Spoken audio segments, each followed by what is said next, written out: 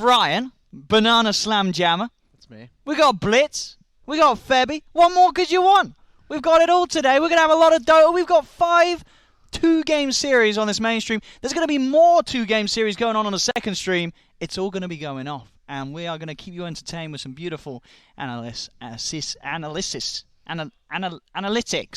That is the word I'm looking for. And a bit of humor as well. Thanks to my entertaining Do you mean analysis? That's what I didn't say. Shut up, Blitz. Anyway, how are you guys doing? I'm ready, man. Good morning in a dotes. Yeah. I'm doing good. How doing, Will? I'm good. It's a good first series to start the day. It's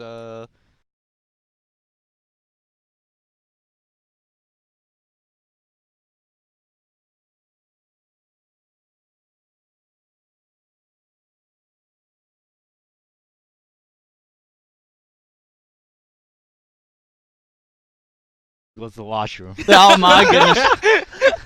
Don't worry. We've all been there. It happens. And if you do need to, just we can slip you a potty or something. You'll be fine. But anyway, let's give you guys some information on what's actually going down. We have, of course, the format. If you're not aware, it's very simple. We've got, of course, 6 teams here.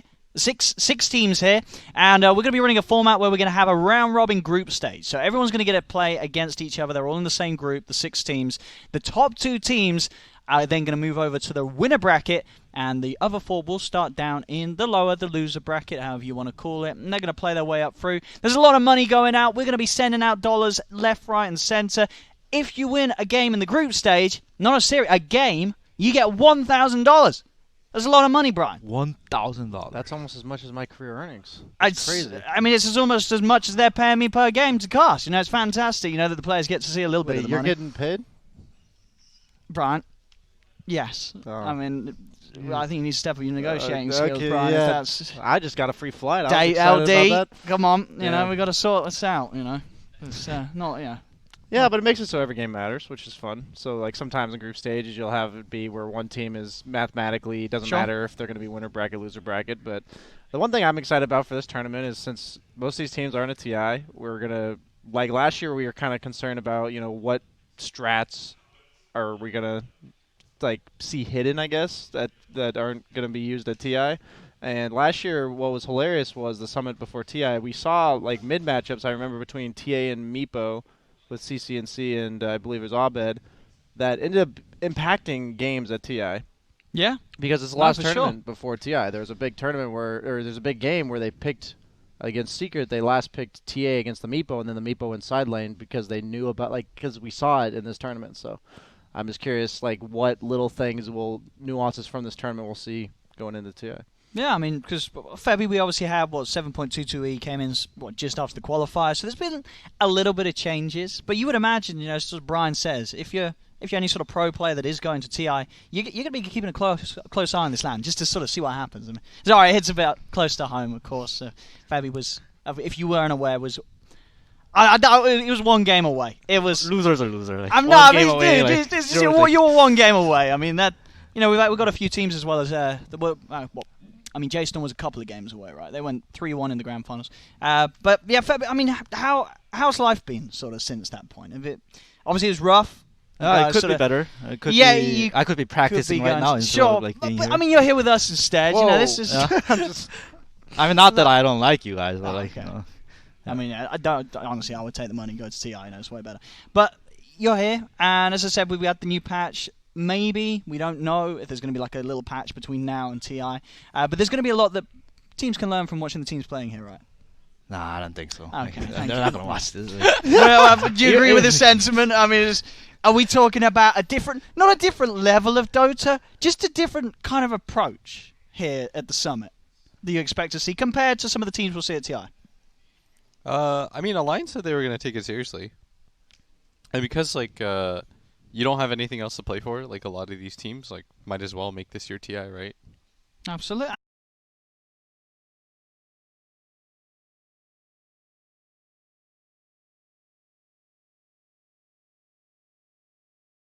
This TI, I feel like any pro player would tell you that like your entire year is. I mean, I agree. Yeah, I mean, TI is the best. Valve. Yeah. I got disqualified. I feel like my life's over. So. Oh no! Just if you need anyone to talk to, there are people that can help you, Fabi. But there's going to be TI 10 and such. But as I say, for any of you guys who don't know as well, the teams that we do have here, as was mentioned, we've got Alliance, the one team here that is going to TI, and sort of shout out to them because I feel like we've had previous situations in the past where teams sort of qualified and then not wanting to go to any lands. I don't know if that's happened. I think it has happened.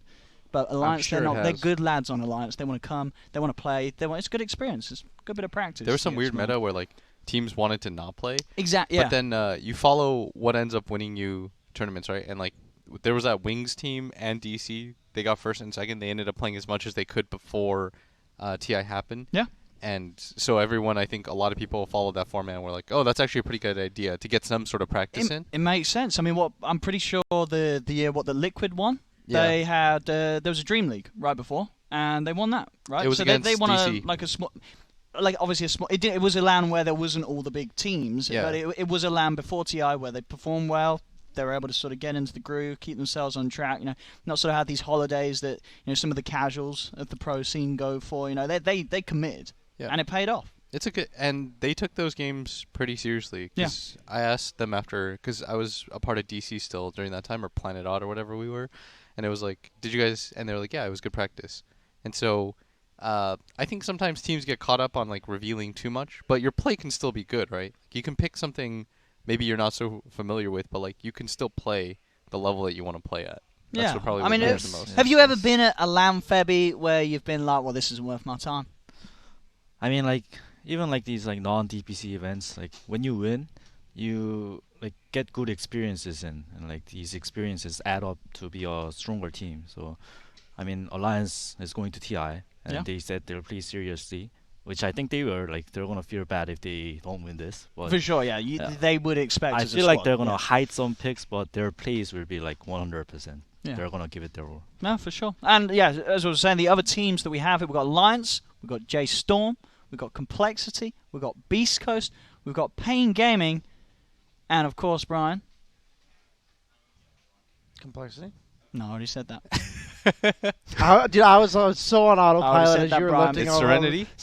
Serenity, Brian. Dude, I'm come like, why on. are you looking at me? I was like, I was like so like ready for. I know all the 6 teams. I just didn't know which one you didn't say. I just listed 5. There's literally only 6 teams. No, I was like on autopilot because he listened to the team off, and I'm like, okay, I'm ready for him to just go. I was ready, Owen. If you had passed it to me, I chose the wrong guy, apparently. Man, I was. But I mean, let's just putting it out there. So Fabi says Alliance. You probably expect them to be the favourites here. Who's the biggest contender? Who would you sort of stick out there as the Alliance beaters? Serenity, I bet, is randomly going to be good. Dude, I don't even know how Serenity just shows up to these random NA lands. Like the Vegas one. Vegas one. They just randomly just show up for tournaments. Like I have no idea how they just they appear. I don't even know who contacted them, but they're here. It's so true though. It's so random. Their manager's doing a very good job, I think. Yeah, he just random. It's like, I guess Serenity's here. Dope. But as you said, they have won lands before. Yeah. They won a WSOE. The second one they didn't win, but they came second. So they're automatically they were put in the default finals. in the finals. Oh yeah, that was the format, wasn't it? Yeah, that was so random. Okay. So they got second place by default. Dude, can you imagine? You fly all the way from China to Vegas. You play show one up. series. You play one series. But you got second at LAN. I mean, I think they still walked away with like 20k prize pool. Yeah. It was like, you remember when you guys went to when you were on the team with Q and them? You guys went to DOTA Pit. You guys traveled like 27 hours to Croatia. It wasn't even a DPC, and it was like if you lost one best of 3, you were just out of the tournament. Oh, was it? I mean, the formats back then was like that, I think. It was the one they broke up EG. That's the one where Universe and Arteezy went to Secret right after. No, that was... that was that one. Oh, that was because it was before the Manila Major. Yeah, that was the one, right? You guys 3-1 them? Yeah. The good times, yes. Yeah, you guys 3-1 them, and then... Days. The glory days. Yeah, and then they went back and they were like, ah, shit, we suck. That's what I mean. Like, those tournaments... They went into that thinking like it's a whatever tournament because it was just after Shanghai Major. Sure. And everyone always thinks like those tournaments don't matter, and you can tell yourself those tournaments don't matter, but those are like the team breakers. because you think to yourself like, wow, we're just not getting better. You can tell yourself like it doesn't matter, but like those are the tournaments all the teams always break up after. It's never after a major event. It's always like one of those like small random events that people say they don't care. They get absolute dumpsters. So what you're saying is Alliance is on the line here. Exactly. We're going to see Alliance just, if they lose a series, they're disbanding. They're done. What the hell's going on behind me? What the?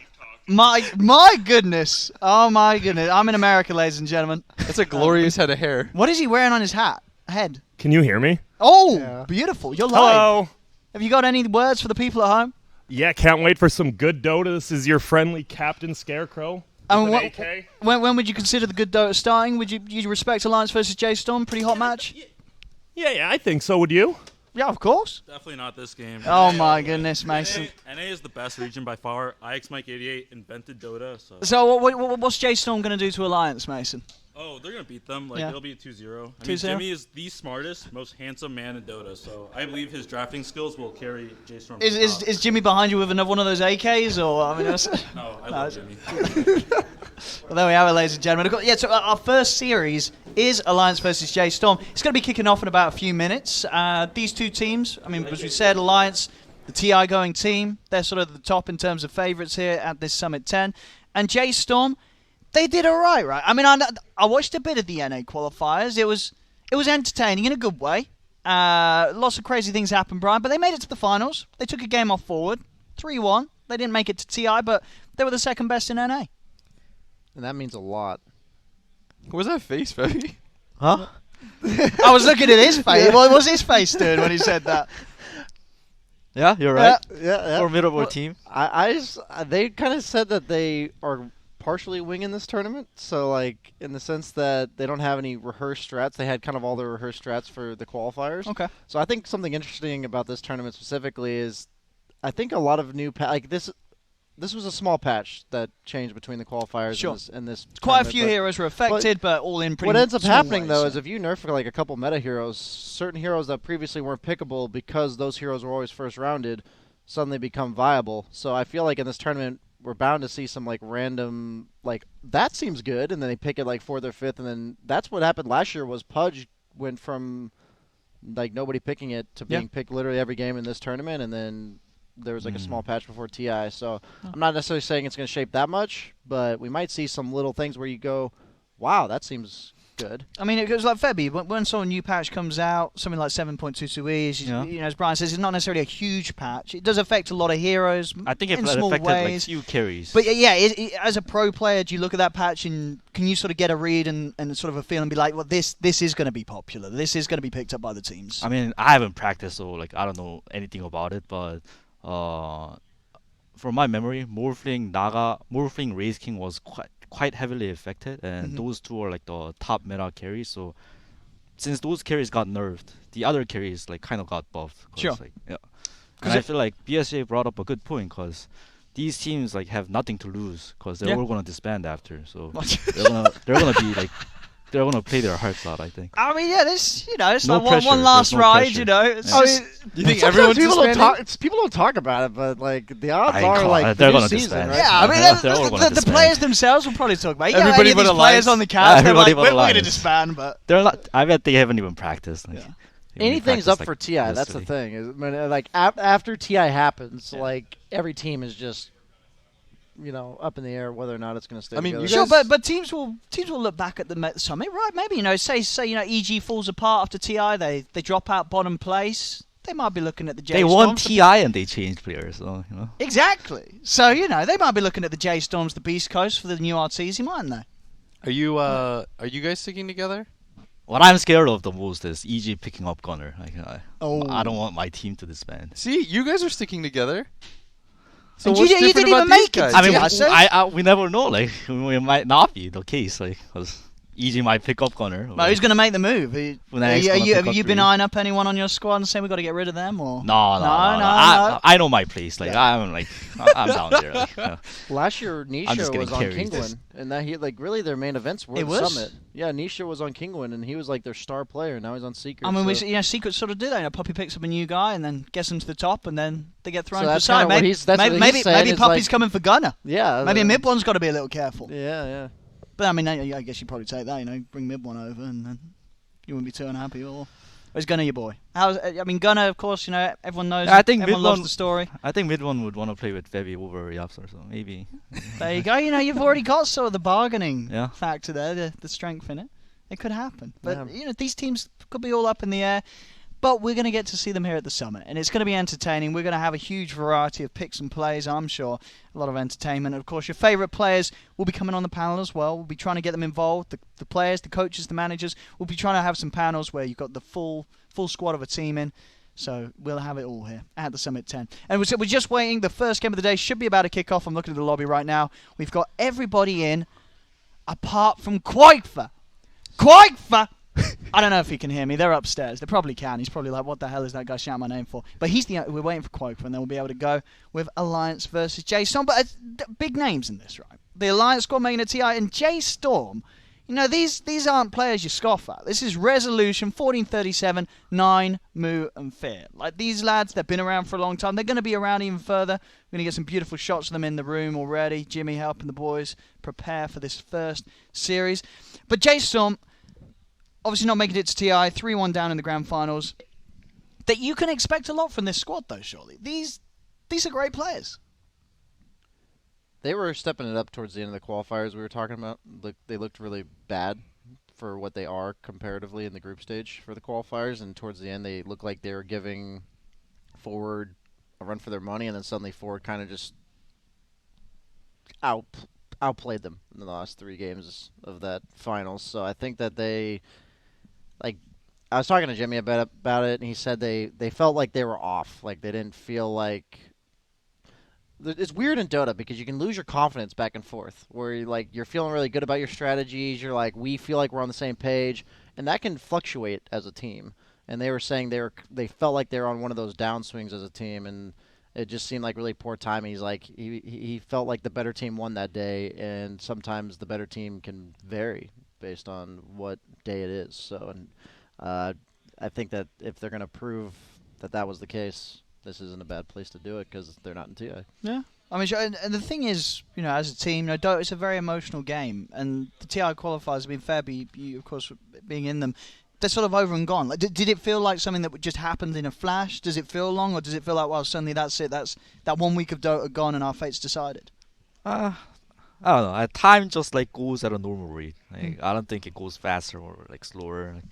Just like it's a long. I guess it's a long day. I guess. Yeah. I mean, do you feel sort of like a lot of it can be on, say, one of your teammates is having a bad week, something's happened, he's not quite in the right state of mind, and you just feel like, well, there is that luck element that if this fell on a different week, we would have performed better. I mean, we could say Mineski was a better team on that final day, or whatever. It all depends on who's a better team that day. It doesn't matter if your scrims have been good or if you've been beating the other team or not. It's just that day. That day is what it matters. So yeah, it matters. We met. I hung out with somebody recently from Forward, and they were saying that Gambit was scraping them in scrims nonstop. Mm-hmm. It wasn't even close. They were just getting bombed on. Every game was over in 20 minutes. But then, they show up in the CIS quals. They have one bad day. That's a Pepian story. Ooh, if I've had it. That's got to be the biggest sort of shocker from this DPC, right? You have this team, all the numbers pointing to them getting in. They're a series away from it. Alliance say no, you're not going, and then that it broke them. And then to sort of have a season where Gambit as a team, they had a lot of impressive results, qualified for LAN over LAN, and then suddenly their fate's decided on this one day where, I mean, as we say, we say it's Dota's emotional game. They have this day where the Alpha Ninja, he's not in the zone, he's not in the mode. They ball out of a game, and then they end up losing the games after. I mean, it's got to be one of the worst feelings as a player, right? To sort of have that day, as Alpha Ninja, as the team, where it just all ends like that. Yeah, there is a lot of pressure, I guess. There is a lot of pressure. I mean, they were also one game away at Epicenter. That's just a rough year in general, when you think about it, because it snowballs so hard. But at the same time, we have this Alliance squad, who I think I have a lot of respect for, because they had a really rough year last year. But they worked this is through the it, same didn't team, they? yeah. They got wrecked in the TI quals, then they come back this year, they make it to the first major, then they make it to no events ever. And then they had like the hardest road to make it to TI. They had to win the minor, or they had to get top 2 at the minor, and then they had to finish top 6 at the major, where they got into a best of 3 situation against Gambit, who was also like the only other team that could get in. It was a great story. Yeah, they had like the hardest road. They stuck together. They persevered. And now they're here. Like, that's incredible. Yeah. You should commend this. Like, lots of respect to Alliance. I mean, Febby, do you look at sort of the Alliance storyline, and does that sort of maybe improve the opinion you have on the power of staying together through the bad times as a squad? Do you think this sort of shows pro players that there is that appeal to sort of working through the bad times rather than sort of just looking for the cheap short-term answers of swapping players out? Of course. I have nothing but respect for Alliance. Like, they have a lot of resilience. Like, these teams that don't disband after like some bad tournaments or like whatever, they can only get stronger because like they're not going to make that mistake. So if they get over that, like whatever the bad stuff is happening and fix it, they can only get stronger, right? So and we saw that. Yeah, when I was with Team Ruins back in when we went to the all European couple LAN thing. Who was that back? Who was in that squad? But you, Jubei, Boris, Annihilate, and it wasn't Monkeys Forever. Monkeys Forever. Oh. Yeah. And so what happened was we played Alliance because they were at 2 of the events we were in, and we played them in scrims, and they just love playing Dota. I've mentioned this a little while back, but they scrimmed us one day, and they're just like, "We'll play until you win." And we went like 6 or 7 How games come you're not without still us playing? I mean, what are you doing here, right? But the funny thing was, like, what they do for scrims is they literally just have an opening. Like, I remember their opening that time was Avenge Monkey King. I don't care about it because it was so long ago and it's a different patch. Yeah. And they were just, like, seeing, like, what we picked against it. And it doesn't matter how good or bad a team is. They're just like, we're going to run this opening and see how we can take it. Like, the last 3 picks were always different, but they picked the same 2 opening 6 games in a row. Yeah. And, like, ran in different lanes, all types of different setups. And the point is, like, they just love grinding games of Dota, and they just love, like, trying stuff. I thought that was really cool. And a lot of teams, I feel like, have a lot of the players that I've played with, there's a different level of how much they want to scrim, how much they love that aspect of Dota. And it felt like with Alliance that all of them just loved playing as much Dota as they could. Yeah, you definitely can't question their work ethic. That like shows like why they're still a team after such a long, like strenuous year of ups and downs, and why they're finally getting those results. You know? Yeah, exactly. And I just think it's really cool. So you guys are just talking about the respect you have for Alliance, and I think that's like that enthusiasm for Dota is, as a group, really hard to achieve. I feel like. And then, of course, sort of on the other side, J.Storm, the enthusiasm of individuals, right? You have people like Fear. He's been around since the beginning, and he's still playing at the top. Absolutely. Yeah. I mean, a guy like Fear, he realistically he's made so much off of Dota, like monetarily, financially, like he's probably set, like he's good. For sure. So like the fact that he's still playing after all this time, he's won everything there is to win, right? Majors, he's won TI. Like what else is there left? So like this guy purely plays because he enjoys the game. Like that's it. Like normally it'd be like a lot of the Chinese pros, for example, they'll like win TI and then they'll just go stream and they'll just like play some they're MMO done. or something. Yeah, they'll maybe like play once in a while, but he just like he continues to just like sit and grind it, which I think is really commendable. Like that love for the game. Yeah, and it pays off.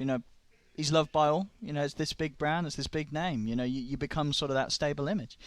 But here we go. We'll start talking about the draft, you beautiful viewers at home. This is Alliance versus J.Storm. As I said, everything in the group's going to be 2-game series. And this draft has begun. And so far, no surprises, right? Obviously, there was a little patch as the qualifiers, but nothing really jumps out to me here as a big sort of game changer. This is all standard, very strong stuff from both, especially that Mars Dark Willow. I was going to ask you, how much Mars did you see in the EU quals? Because we didn't see a single game of Mars in NA. We saw it come up a little bit more towards the end because I can't remember. What's Kezu's stack team? Chaos? Chaos, yeah, of course, Chaos. Yeah, Kezu started playing Mars, and he had some rough games on some other heroes. But then when he brought the Mars out, something changed. Okay. And he was getting into it, and then suddenly they were just banging out this Mars in the first 2, and they were winning. They were crushing. He was crushing it with Mars. Yesterday I was talking to some people, I think it was from Beastcoast, and I was just like, there's like some of these heroes I think will be potentially meta carries at TI, and I was mentioning some of them being very good against Mars. Okay. And they're like, so they're good against a shit hero. And I'm like, Well, I think other regions prioritize this hero way higher than NA. I was going to say Mars. I think Mars has got a lot of power. Well, I mean, Febby, what's your sort of opinion on the hero? I mean, when you were playing in the qualifiers, was this a hero you were running into in SEA or? Yes. Yeah. Strong. Yeah. Good hero. So what? I feel like the problem I have with the hero overall is that his spear is unreliable. Do you feel like that? Well, maybe when you're playing it, Brian. I've seen good people, and hit spears. I'm just saying, I've seen like a lot of people who are like Mars spammers just miss spears in like professional matches. So like, I feel like it's a Nick stun where no matter how good you are at the hero, you're just gonna miss it sometimes. Sure. I mean, it's not easy. I saw Zai miss like 18 of them. Yeah, that's what I'm saying. Like, it's not an easy spell to land. Like, people think it's a fast projectile. Like, yeah, you're gonna land it, but it's like the hitbox is pretty small, and you also have to impale people to a tree. The turn rate is pretty big too, I think. Turn rate, animation, and everything. It's like the I'm Zai spear number 480. I love that's the BSJ copy pasta. I'm still flying. Where was the origins of that? I think it was Brian? I don't think it was. It wasn't Brian. I don't think it was me. I'm not that bad. That's one of the best. It was Marana Arrow. Yeah, it was Marana Arrow originally. But no, you're right. We need to get some of that spam ready for Boxy. Bless him. I'm sure he'll hit a lot of spears. But if he does miss one, I saw Boxy get the copy pasta. I saw Boxy kill a Sand King Bat Rider? 5-0. J.Storm might pick Bat Rider. Is that supposed to be a matchup where Mars just absolutely wrecked? Oh, yeah. Febby, that's why we have him on the panel. 1 for 1. That's just why in we there. have him on the panel. You're 100% in there. Look at that. That's a really good pick. Look at that. The Mars. So the cool thing about Mars ulti is anything on the Z-axis just flies over it. So. Is that sort of the main reason, Febby? Why else were you calling Bat here? The lane's pretty good. It's good against Sven. It's good against Mars. It owns all he can of go like both lanes. J.Storm has like definitely the better lanes. Undying's really good against Sven and the Mars. Bat's good against like Sven and the Mars. So as long as like they go separately, they're gonna win both lanes, I think. I mean, yeah. Would you guys sort of agree at the moment? You still like the first 4 opening of J.Storm, or would you look? Because for me, I look at the Mars Dark Willow and I say that's close to being a free win. This combo is one of the most strong combos in the game, I reckon. I don't think it's so OP because then everybody would. I mean, in EU they were trying for it. Yeah. In EU. Maybe NA just whatever sucks, that man. Like, we're the only region that doesn't pick it. But how do you play against that comp? I guess Magic Community and Juggernaut. Jug is a way of playing against it. Bat can just that's do true. this, Bat can fly. That's over true. it. If you actually fear the bat, he he's just gonna flies fly out. Undying wants to die. Yeah. Brian, do we suck? Like, I mean, it took you like that long to find maybe out. the region sucks. Yikes! What were you saying, BSG? I was just saying. Never mind. It wasn't worth talking about. Yeah. But I feel like this is a draft where unless Alliance's last pick is just like whoa, then I'm definitely favoring J.Storm like lane setup so far. But the thing about Alliance's draft is they always, as a team, I feel like they always have immense amount of team fight and and playmaking ability, and that always gives you the chance to like make it out of lanes that aren't so ideal. Storm. Alliance is gonna pick Storm. Febby. I was actually It was Storm banned. myself. I'm afraid, Febby. That. Oh, my eyes are really bad. I was thinking Storm. We'll edit that out. We'll edit that out, My eyes Febby. are Don't really worry. bad. How often? What the hell's this? Invoker. Is this one of these players that has 9 the persona Invoker. and just wants to pick Invoker? What's going on? Please be a Kid Invoker. I mean, it's got to be. You don't pick it if you haven't got the Kid Invoker. Nice. So there it is. I hate 9. Oh, 9 Invoker. Look at this. The kid, literally 9 years old. Dude, I didn't see any 9 Invoker during the quals, right? Well, he didn't have the persona yet. I mean, that's the only reason he's playing it. He played Dazzle like. He played Dazzle, Dazzle, DP, yeah, Conquest. Yeah. Yes. Yeah, I checked out That's those exactly what they did, yeah. So I mean, but this hero, sort of, jokes aside, it's not a good hero, right? Like this hero is not good. I saw Or- Mid One's game history on his stream. It Yeah. was like 10 games, and there were 6 wins and 4 losses, and all the losses were Invoker. I mean, So that if says quite a lot. If Yeah. Mid One can't win with Invoker, it's kind of like when I was talking to Mason yesterday. I'm like, so when's Weaver going to be good? If I don't see you picking it, I just don't bother. Because like, if the guy who's played level 25 Dota Plus on Weaver isn't playing Weaver, that hero must suck. Like that's how I like. Whenever I think of somebody's signature hero, and I wonder if the hero's good, if I'm like, if that player's not playing it. I mean, if then you the hero guys, can't be that good. in NA or in SEA, in your pubs, Are there any players that recently still rocking Invoker in the mid Oh, lane, yeah, and you respect it? You're definitely. like this guy. He's gonna knock it out of the park. 50% of the C games there's Invokers, And they're are like they good? 0 and 8. They're 0 and 8. Okay, that's all right. So Well, I can't wait to see 9 Invokers. I mean, this I'm- guy's really talented. So It's absolutely sort of being brought over here to play with the it's Americans. gonna be a hero or a 0 this game. Clinks is another hero that I feel like is not that great against Batrider, though. I feel like it probably has a pretty good lane against Invoker. This is probably Quas Wex, is what I'm thinking for Invoker. What do you think it's? That's all we really see, isn't it? Well, So the problem with Exort Invoker, I think, is I read something that SCCC said about Invoker and like when he's like good in the meta and when he's not. Yeah. He's like, it's a really unique hero because if you decide to go Exort, you have this hero that gets like 7,000 net worth and you can't fight. Like you need to get Ags, you need to get Midas, and then you need to get like one defensive item, and then you can begin to be like the best hero in Dota. But before that point, you're this like hero that just eats space and doing creates anything. like nothing. You're like an alchemist that takes longer to get to the. Yeah, exactly. Because Alk, you just need Radiance Blink and then you can go and fight. But like Invoker, you have to play around your Invoker. Whereas like in Dota nowadays, I feel like it's the complete opposite. Your mid player plays around the side lanes. He's like some Storm Spirit that gets a rune. He goes ganks. Like Gunnar, for example, right? He just played Emperor Puck.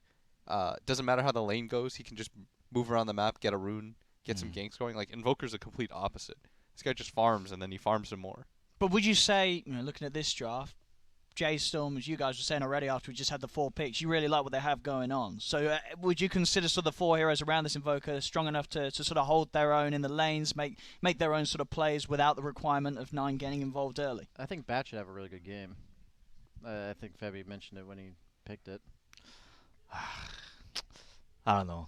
I feel like J.Storm kind of got outdrafted. This Invoker pick is too greedy, I think.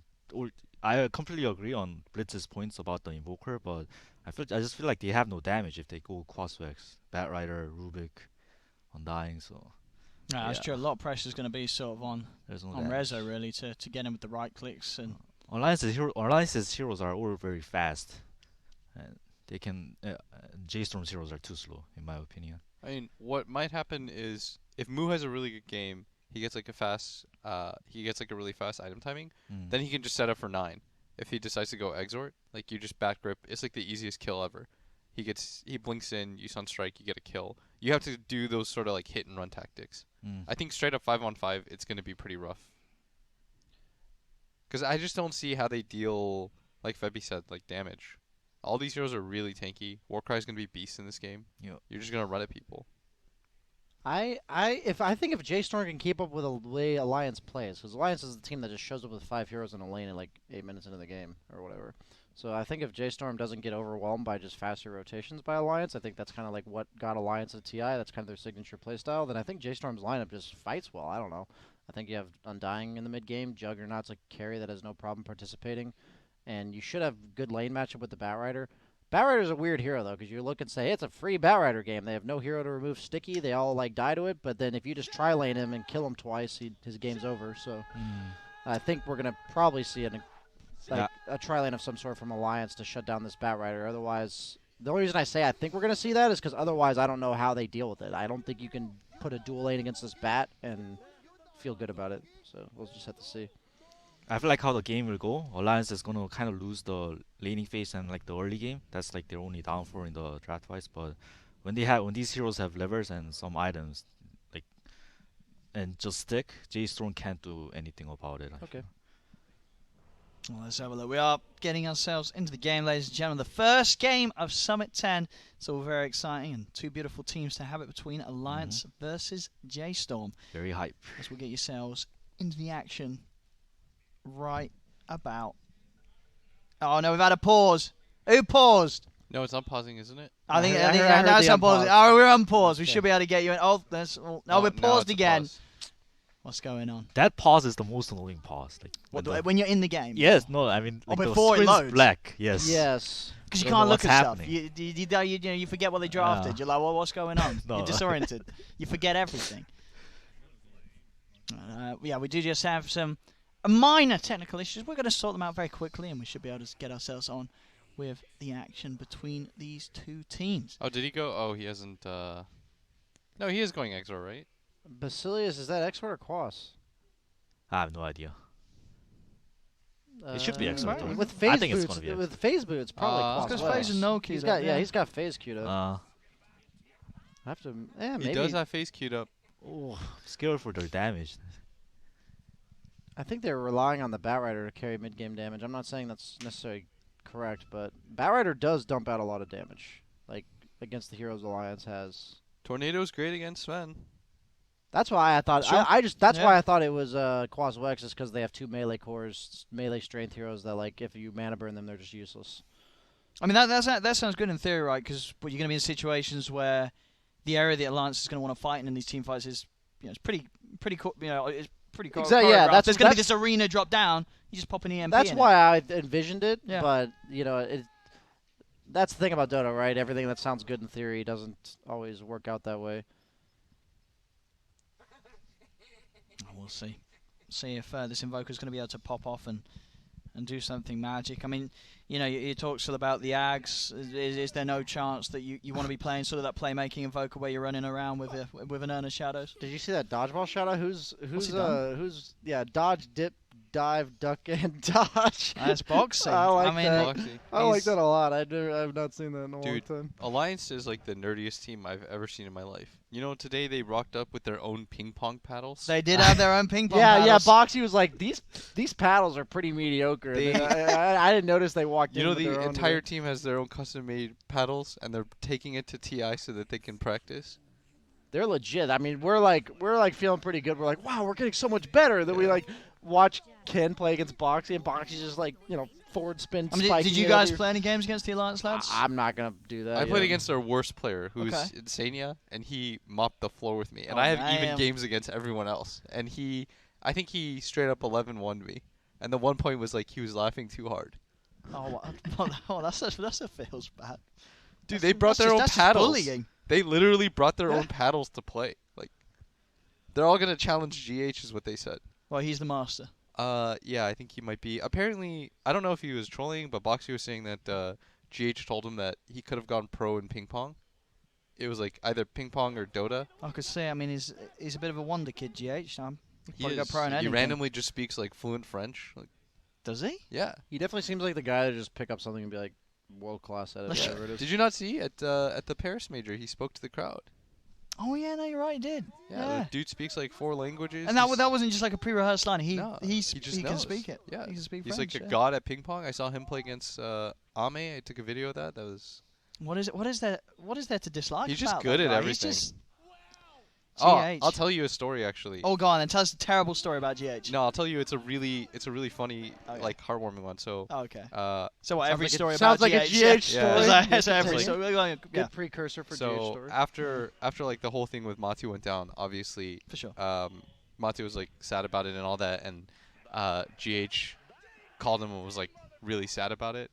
And Matu was at first he's consoling me, and he's at the end of it I was consoling GH because he was crying and saying how they wanted to be friends together and stuff like that. So you're saying that GH, he would have been there watching Matu win, and there would have been a tear in his eyes. Yeah, so he knows Matu. Matu's Matu's going to be there in China with him. I mean, I have a hard time imagining that kick was any way spiteful from anybody. No, I think it was. I think after the first initial this sucks, it's they're cool now. Yeah, that's what I mean. I feel like everyone, they knew a change had to be made, and they didn't feel like their strategy. They felt like their playstyle was outdated. Yeah. I think that's what Kuroki said. I mean, things got really stagnant on that team, and it's one of those things where you can't really fix the timing of it. And I think even Matu knows that, because it's if you go to that TI and you get it's sort of like what Envy did, even though everyone was really unhappy about it. But it's you want to go to an event, at least give it whatever you think is your best shot. Yeah, you gotta do what you gotta do. Yeah, maybe it's the timing of it sucks, but that's competitive Dota, right? We didn't sign up for. No, exactly. No, you wanna do what's gonna win you the tournament, and Matu made it sacrifices have anyway. to be, and he did. Yeah, Matu there did is a make it. happy ending that he did make it. Sure, if he didn't, then it's going to be a bit more of a situation where you are going to feel that Matu was he lost that chance to play at TI, but Yeah, he's going. people make all the memes about like Fly and No Tail last year and stuff, and how like Matu's gonna do it to Liquid, and I'm like, I just don't think it's like that. It's definitely. Nah, dude, he's got the not karma. like that. He's gonna do it. He's gonna. I'm just saying if it happens, you're not gonna see like angry glares. No, like as you I walk can't past- imagine that. like, It's yeah, just different. Like No Tail, that's on another level. Yeah. That's what on I mean. It's an like there was no amazing like level of betrayal just, here. damn. You know, that's like, yeah, maybe it wasn't the perfect situation, but there's like things about Dota, like you said, that it's just the way it is, and I think it sounds like both sides overall handled it correctly. It's just a crappy situation to be in the first place. But now we've gotten into game one after our slight technical We do, yeah. So difficulties. thank you very much for hanging around with us, chat. So none of us made our final predictions. I got J.Storm's draft for this one. You guys all like the Alliance, or I've got to go with Alliance. I've got to go against the Invoker with the Mars Dark Willow, which I think is pretty busted. Febby, Alliance. all right. Korean Dota, man. is this based Let's on go. draft, or is this So you based got on Alliance skill as level? well? of Dude, the team? speaking of people who ditched and got kicked or left at the last second, Fabby. Febby bailed What? on me in Korea. Wait, what? Hardcore. Wait, what happened with that? Ah, this shit again. Well, you Comes guys up were freaking every together, year. or what What? was going on? He brought me to Korea. Yeah. He said, Blitz. I come to gave him Clark." lemons, and he made the best lemonade. Where's the problem here, Blitz? He got me to Korea. Yeah. I was on the verge of like continuing to go into school and stuff like that. And Febby's like, nah, dude, come to Korea. It'll be good. And then like we lose the first tournament, and I was like, we'll try again next KDL season. And then he just bailed on me. But then you went on to do Eternal alright. Envy learned from me. But then we ended up beating him because of karma. Yeah, he made me homeless for a year. Oh my, don't say it like that, dude. I mean, Oh, that's good. He made me homeless for a year. I guess it kind of all makes sense. You know, if you were playing the long con and you were trying to influence people like Envy, then Envy gets rid of Gunner, and then bam, you're able to pick him up. So you were able to sort of prep the. The cosmics, it all lined works up out. for you, Febby. They are doing dual lanes on Radiant, so curious to see how that works out against the Batrider. They're swapping the Jug to bottom against the Mars. I'm surprised that I guess they don't want the Jug against Sven specifically, because the Jug the Batrider against Mars lane matchup is good. So they're running all the way top on Batrider and all the way bottom on Jug. But surely the Sven is more unhappy with farming against a Bat. I feel like they're both pretty bad, so it has to Okay. be the Jug-based matchup, right? Like, that's what it has to be. Like, I feel like if I were from Batrider's perspective in the laning setup, I'd be like, I don't care which one I'm laning against, which one's good for you. Look at this coordination here from Alliance. The pings on denies and. That's a pretty big deal against a hero like Bat. You just suddenly, like, he shows up and the first wave's almost free farmed by Sven. That is actually pretty big. So already I'm not liking my prediction as much. It's okay, man. Grant and Mason would be proud of you. Thank you. You stuck with the NA Dota roots. You're all-inning it. Our region can't be as bad as we think it is, right? Dude, it's not. Trust me. Yeah, We're just memeing. Yeah, we are. We owned last TI. We did. Do you not remember? J.Storm got top 8. EG got 3rd. We had, what was the other team? Was it Forward? Well, last year. Optic? Yeah. Optic, yeah. Optic. Yeah, exactly. Optic got top 8. Like all 3 NA teams got top 8, Yeah, I mean, dude. we actually own, you're right. Yeah. We can take credit for NIP success. Yeah. I'm an NA player too. That's true. You I'm are. an baby. NA player. I'm Canadian. Now you already took away like our only up and coming mid and took it away from the region, man. You're stealing the NA players. I don't know, man. You know, I mean, what you guys are doing like really bad with him. Like, come on. Yeah, you had to show him how it's done. Yeah. This is how you really sort of bring Gunner to his true potential. On top. A bit of a go on fear, but. Who wins this 2-on-2? The Bat Rubik? I feel like if they both start out level 1 equally, yes, but Yeah, since like the Sven's side got the free wave, I feel like it's kind of even now. And this bottom wave, though, should go to the Undying Jug, right? I mean, it's the same thing. The Jug showed up late, so it's like, but now it looks like he's already pulling ahead.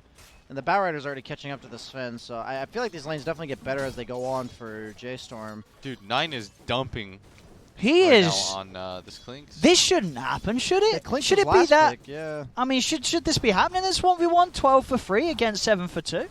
I mean, the problem I have with Clinks as a hero in the mid lane is he never denies. His searing arrows don't work on denies, so he has like 45 damage for denies. So, like, I feel like almost any hero in the game, unless they're getting harassed out of lane, free farms in terms of CSing, and usually just fly yourself a bunch of salves. We were really underwhelmed by this show, right? In the quals. Yeah. What do you think, Febby, like about Clinks as a hero? You should have known. It's actually pretty strong. It's a really strong team fight hero. In Chinese scenes, they ran it as 4 too. As a Really? 4? Oh, it's a How do you 4 or sort of 5. build it as a 4? Did you get a medallion or what? Yeah, Medallion sounds good. Like they just picked it for like the ulti, the team Okay. fight. The ulti's insane. Yeah. Yeah. I mean, what I've seen in core Clinks is in almost every game I've watched is they die, but their ulti gets like a double or triple kill. It's really good mid against like melee cores like Embers. Oh, Yeah. well, I don't know about that. 'cause Hey, I knew it, dude. Wait, what happened here? What between? Wait, we played this out in a pub. Nana- didn't we? It was Nana's like favorite matchup. Wait, what was that? It was Nana's favorite matchup, Yeah. Clinks versus Ember. He liked Ember. He liked the Clinks really. Hey, man, Let me preface that Owen. You remember we had What OD happened? Pixel play mid yesterday against this guy, yeah! and Owen solo kills him, literally solo kills him, and then BSJ plays this We guy. queue up against the same Clinks stack. versus Ember. Brian same plays mid mid. player, and he got crushed. Let me BSJ got just say, soloed. No, I got solo killed. I gave the guy the kill so that I could come back and kill him and I'd be out leveling him. That's what happened. Wow. Damn. Dude, this bottom lane TI team. TI team.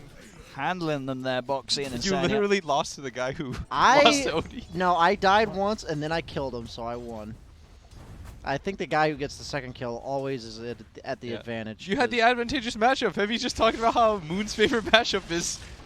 Oh, the return kill. Ooh. See, this is that's my play. That's right your- there. that's the That is BSJ my play. right there. BSJ is actually so good. Dude, thank you. If you know you're gonna get the kill after, it's so smart. You just wear down their regen. You make them expend it on you the first time. Okay, they're not gonna be able to commit on this kill. Nice TP from Mars. It's I actually think they'll just genius. rotate. Yeah. I mean, it checks out. Sometimes, especially when you're in that situation like Rezo was there, where you get like a solo kill, you get crazy amounts of XP sort of compared to when you're splitting it. It's a big boost. We try to justify BSJ getting soloed. Like, Hey man, you're either right or you're learning, right, Blitz? that's true. That's true. So in this case, I was right, as proven by resolution here. Banner's coming out. Oh, force fed. Who got that? Oh, Mickey did get the bounty rune. Why poor Sven? He just seems unhappy wherever he goes. He goes to Batrider or he goes to Undying. One of the two. Boxy's just waltzing around the map now, racking up kills. He's heading top to join forces with the Willow. This is a very good back game, but like you guys said, because of the lane swap situation, it's actually hurt him so much. Mars is probably going to jack all this with the rebuke. They're going to try and go on him, but it's going to be an easy setup onto the bat and Moot. Stunned up by the Cursed Crown, he's dead. Oh, that's rough.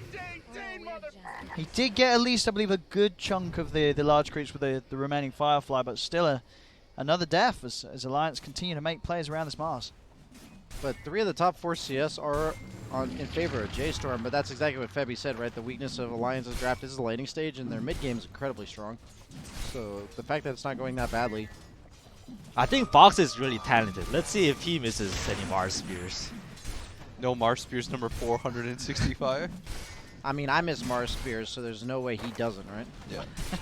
Dude, I love that meme. That might be my favorite one. That sounds very funny. Yeah.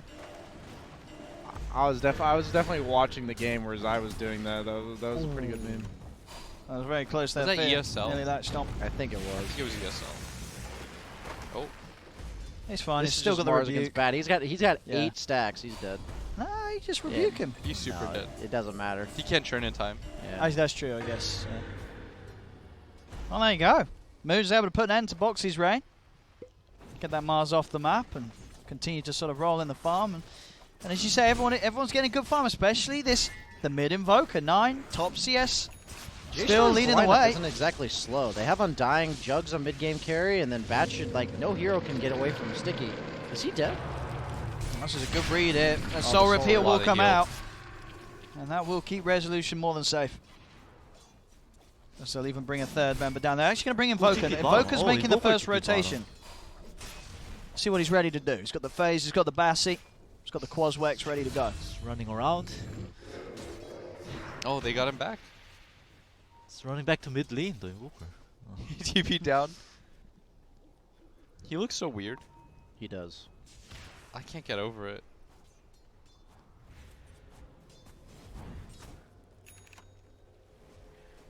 Only problem I have with the Persona is that like all the expensive Invoker sets don't use the Persona. That's true. You have to make that decision in life. So when I'm playing Invoker, it's like I want to use my Dark Artistry set, not the Kid Vokers. How much play is the Invoker, BSG? I don't know. Why'd you sound so surprised, Febby? Yeah, what's that supposed to mean, Febby? You sounded so surprised there. You play Invoker, BSG? I mean, it's because I'm a fan of this stream and I've never seen this Invoker. I'm also a fan of BSJ. Yeah. I'm a fan of both your guys' streams. Same with you, Owen. When you were on the Void Look grind. at the stack. Holy moly, 5. That's like a quintuple If stack. the bat comes here and take it, it's gonna be big. That'll be the dream for me. We'll see. Obviously, we did just have there, 9 made an unsuccessful rotation, but Quofa made a really good one. Goes down bottom and helps them kill off Resolution. So Quofa's starting to get How many active on deaths the map does Rezo himself. have? Is that 3? 2. Okay. Two. That's not as bad as I Yeah, thought. he died that one time at bot, and then just now. Oh, this the is whip. the NATO. Oh, Boxy. The quick turnaround. Alright, that's NATO number 1. Alright, so it's 2 rotations. I mean, yeah, poor 9. He's trying to help, but nothing's really going his way with these walks to the You side still have lanes. a lot of CS though. Yeah. Oh god. Oh, you're enjoying that, Brian. This is every carry's dream right now. When was he doing that too? I Like didn't the even see stacking? it. Yeah. Yeah, I guess that had to be the Willow, right? Yeah. Yeah, Mickey's getting Well, actually, no. along. I guess the Grimstroke started top. They originally had Grimstroke Sven top, so it's probably Grimstroke that did most of the stacking. Yo, Owen, speaking of your stream, you wanna make another wager? No. Does that show up in all chat? Not the Blade Dance crit thing. Do those show up in all chat? In all chat? What do you The mean? Dota Plus challenges when it says like Blade Dance crit. I wanted to ask about that. But what do you mean? Well, you So, mean the like, things at the side? Yeah. Does that show up in all chat? Like, does everyone in the game see that? Oh, I don't know. Fabi, do you know? Do you see the oppositions when they're getting the numbers on the gems? Does it pop up? I think it does, doesn't it? I have no idea. Because if it does, I was wondering. Because if it does, that's like pay to lose because it tells them you're jungling. Maybe I'm sure Valve thought that. Probably doesn't. I was just Maybe curious. they didn't. I don't know. Every time it happens in my games, I'm like, is that showing up? In your games, it definitely shows up to your teammates. Oh, I know. I'm sure in a I know pub it shows game. up to your teammates. I'm wondering if the enemy team sees it. I think in pub games. Okay, I need to find that out. Yeah, 'Cause I've never asked. Yeah, I don't even know what you guys are talking about. Well, you know, the things on the side, like on the, the side, Dota Plus on the where, right, like, where the gems come up. just where- now it had like Blade Dance crits by Jug show up on the right. It's got like the big numbers when you hit the milestones. Yeah, and Yeah. so I was wondering because I can't afford Dota Plus. You can't afford Dota Plus. Yeah, Dota Plus. Yeah, he was. I'm one not game What do you away. mean? Yeah, It's so- very affordable. It's a great deal, Dude, Fabi. we got you a card, man.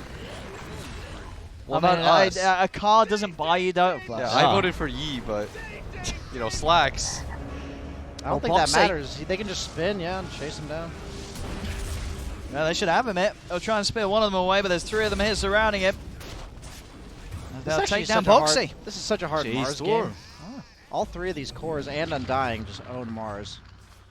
I was curious to see about this in an EU-based game because Mars, in my opinion, is like really hard to play against a lot of the meta heroes, and so I want to see how impactful it ends up being in a really He just bad killed Mars this Rubik. game. I would love it if J.Storm defended top tower. Let's see. See when I was going to come out fair. I mean, It's full HP, they should defend it. Yeah, do they really need to commit though? Because like this Clinks doesn't do anything without ult. I mean, if Fizz, he's fine. Yeah, I think Fear can just. Yeah, he should be able to defend this himself. When another Curse Crown goes out, he's just going to hide back in the trees. And, there's no threat. They're not going to die for him. Sven. More space for Sven. Febby, so like the meta 2 years ago was like you never defend your safe lane towers, right? I think Secret changed it. Like You think Secret. Yeah, I what was think the Secret that was like changed the it. big thing? Yeah. They were now willing to defend their tier 1s? Yeah. That was like 2 or 3 years ago. Everybody just gave up the safe lane tower because of like the dead lane, whatever. But yeah, Secret kept defending it. Like they invented like baiting them in, like putting the hero at the safe place, so they have to overcome it. I see. So in that situation, like if Fear's all the way up there, they commit 2 heroes, then you can counter TP and kill them? Yes. I see. The goal is defend it with as minimal resources as possible. So they're like, okay, we'll use Fear to defend it until this many heroes show up. If they bring 4, we'll bring 3 or whatever. Tower HP matters a lot too, I think. So if it was at like 1/3, you're a lot more Yeah. reluctant there. But if Yep. it's like absolute full or like If it's three-quarters? like over, yeah, then like you kind of want to keep like having that up to bait them more, because I you're see. in a commanding position. So like you wanna, because if they get the tower, your jungle doesn't become your jungle, right? So Yeah. but if you have it up, then you have your map's so big. Well, it's like a natural progression of towers, right? You take top tier 1, then you take top tier 2 and mid tier 1, and then after that you can take Roche. So it's like if you prevent this tower, then you're protecting all of your other objectives effectively. And they have like only their tri-camp to farm as the carry. Yeah, exactly. Mid tier 1 is still the most important? Yeah, mid tier 1 is the most important, but the natural tower getting the order is the offlane tier 1 tower into mid tier 1 tower, I think. That's what I was saying, is like you're effectively protecting your mid lane tower by protecting that one. Yep. So no Midas on the Sven, something of note. He just went the normal build with the Echo Saber. Oh. Going to try for the soul bind combo here, but Blade Fury from Reza does keep him safe. 9 is the focus on the front. And we'll get burst down. Moon's going to try and keep the fight going. Jumps in with the Firefly, drags him back with the fear. Knocks back the 3 of them. So Alliance will get the double kill, and J.Storm aren't able to find anything in return. I think that fight was set up too sloppily by J.Storm. Like, half their team was on the high ground, half their team had to, like, undercommit. It was weird. The defending team always has an advantage because of stuff like that. I like the Sven skill build, the 4 points on stun. They've nerfed the Stormhammer so much level 1 that people used to go the 1-4-4. Yeah. And I've actually been favoring this myself to max the Stormhammer. The Warcry is like kind of mediocre. Yeah. Especially against like Quasvex Invoker. Yeah, purges it in AoE, yeah. I mean, he went 2-3-0 this game, I think. Oh, okay. I like that. The Warcry mana bother. cost is significant, the nerf. I know at level 4 he didn't have a single level of the Warcry, even against the Jug on D-lane. After a very impressive laning stage, 9 is just, I don't know where he's at. Like, you're not feeling that impact? 9. It's not really happened. It was 0, 1, and 0. I mean, if it's just gonna hit creeps, why didn't it go like X-Word? Like, This is kind of like the weird part about Invoker now, right? Where if you don't have Ags, your hero just feels kind of bad compared to the Clinks. I was talking about this with 9. My one problem with him as a player, like for him to make it to the next level, he's clearly a very skilled player, but to become like a tier 1 mid player, it feels like his mid game is really lacking. I don't know what it is. I've never watched his games in depth, but it does feel like he wins his lane, and the impact isn't felt of him always winning his lane. most of the pop stars are like that, I feel like. Those high rankers, like when they're put in a team, their like mid game, late game movements kind of seems like too self-focused. Oh, nice catch here. Finding Quakefer. As Quakefer will get burnt down. That's a good kill. Good setup from Fear with that dust. Preparation to get that kill set up for Resolution. I feel like that kill wasn't worth it though. They really need the mid tower down. Mid tower down so they can pressure the Sven. They're not pressuring the Sven at all, J.Storm. And he just goes straight for the blink, it looks like. So, just like for people, there are such things as like empty kills, right? Where even if you kill a core hero, if it doesn't progress the game, then it doesn't actually like matter. That's a good point. Sven is their game winner, so they should have they used their resources not on a mid tower and the Sven. So I feel like that wasn't kind of worth it. I think that's one of those weird things, especially. Oh, they're doing it. They're doing it. They'll make that quick move mid. There's going to be a response from Boxy. Drops down the arena. He's managed to trap out Fear. The numbers weren't there. J.Storm needs more numbers. They're going to try and chase for more. I mean, 90 drops the Ice Wall, but that's it. Curse crowns upon him. The Invoker's dead. It's just like my C games. Like, he's freaking Invokers. It's so hard to play around this hero. Yeah, like you just have to wait now for Ags. I think Invoker has to be with them when they push. I just think J.Storm needs more numbers when they do that. I think they're just underestimated. Like, you don't get this in NA. Like, Alliance just swarms you with when they Rezo died too? play. Yeah, I don't know how he died. Do you not have actually. spin TP? Yeah, I don't think he should ever die there, to be honest. Looks like he didn't get the chance to spin. Whenever I die like that, I'm like, God, I shouldn't have died there.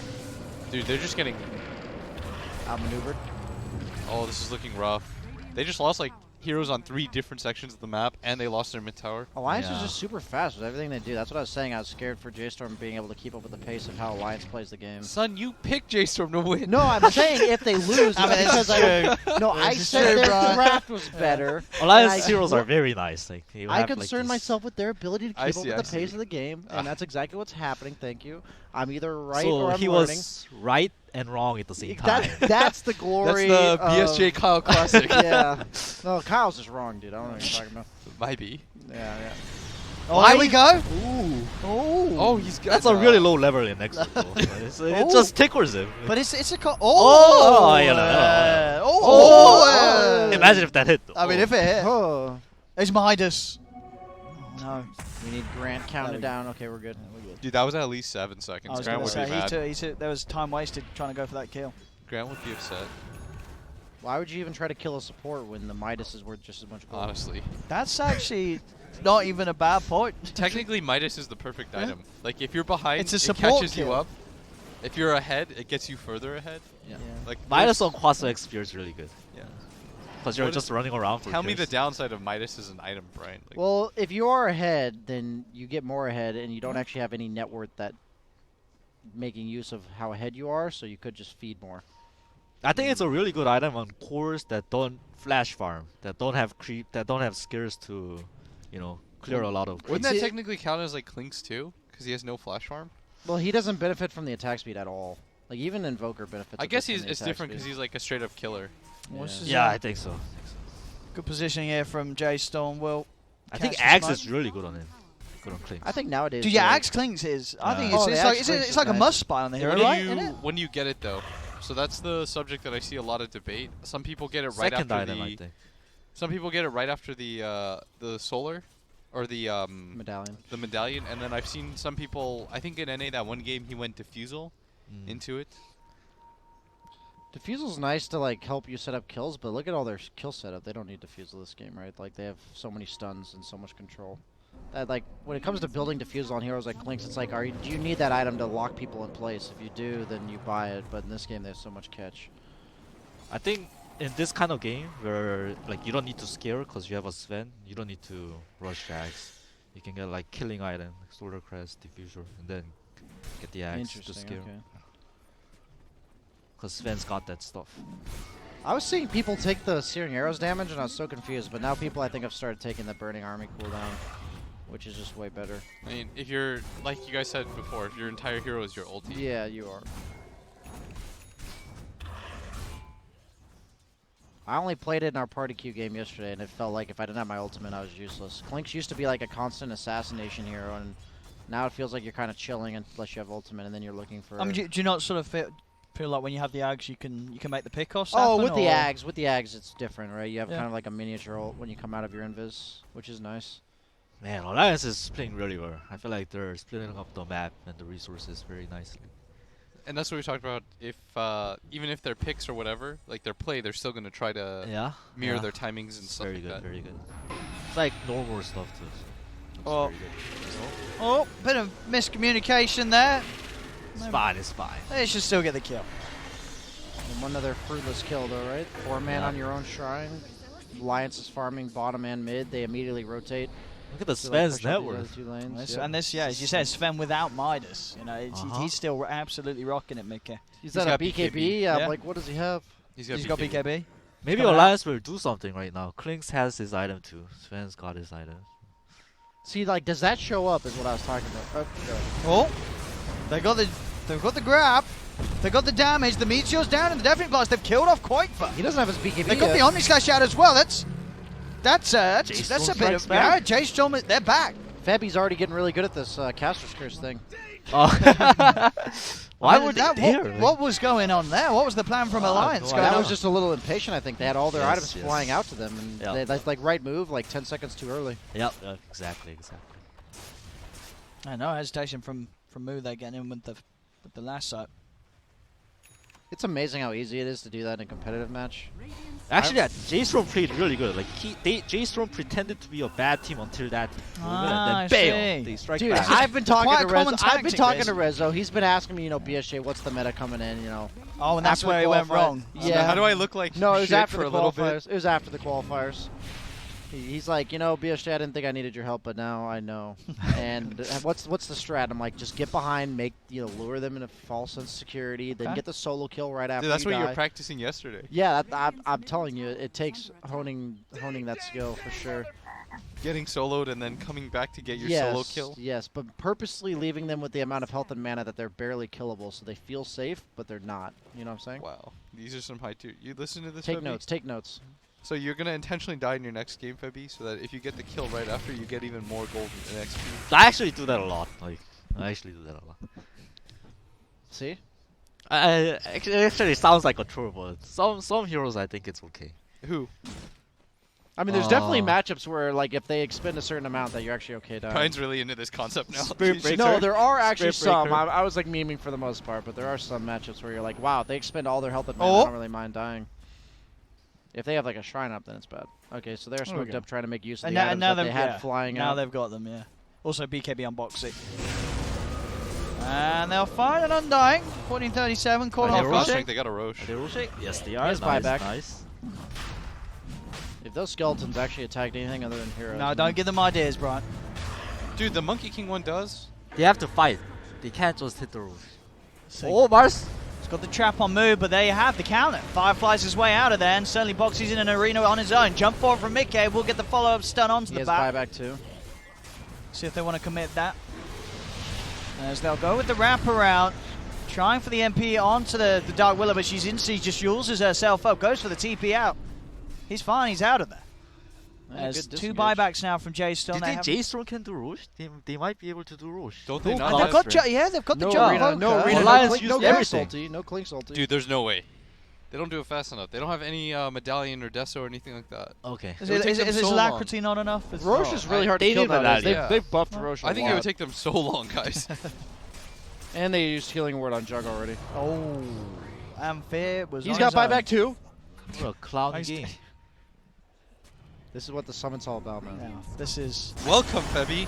Hey, look, here's the combo. One kill by one. Lasso in a stun strike. Still the chance there for Mickey to pop the BKB. Turn around with the stun. The Soulbind's out, trapping the two of them.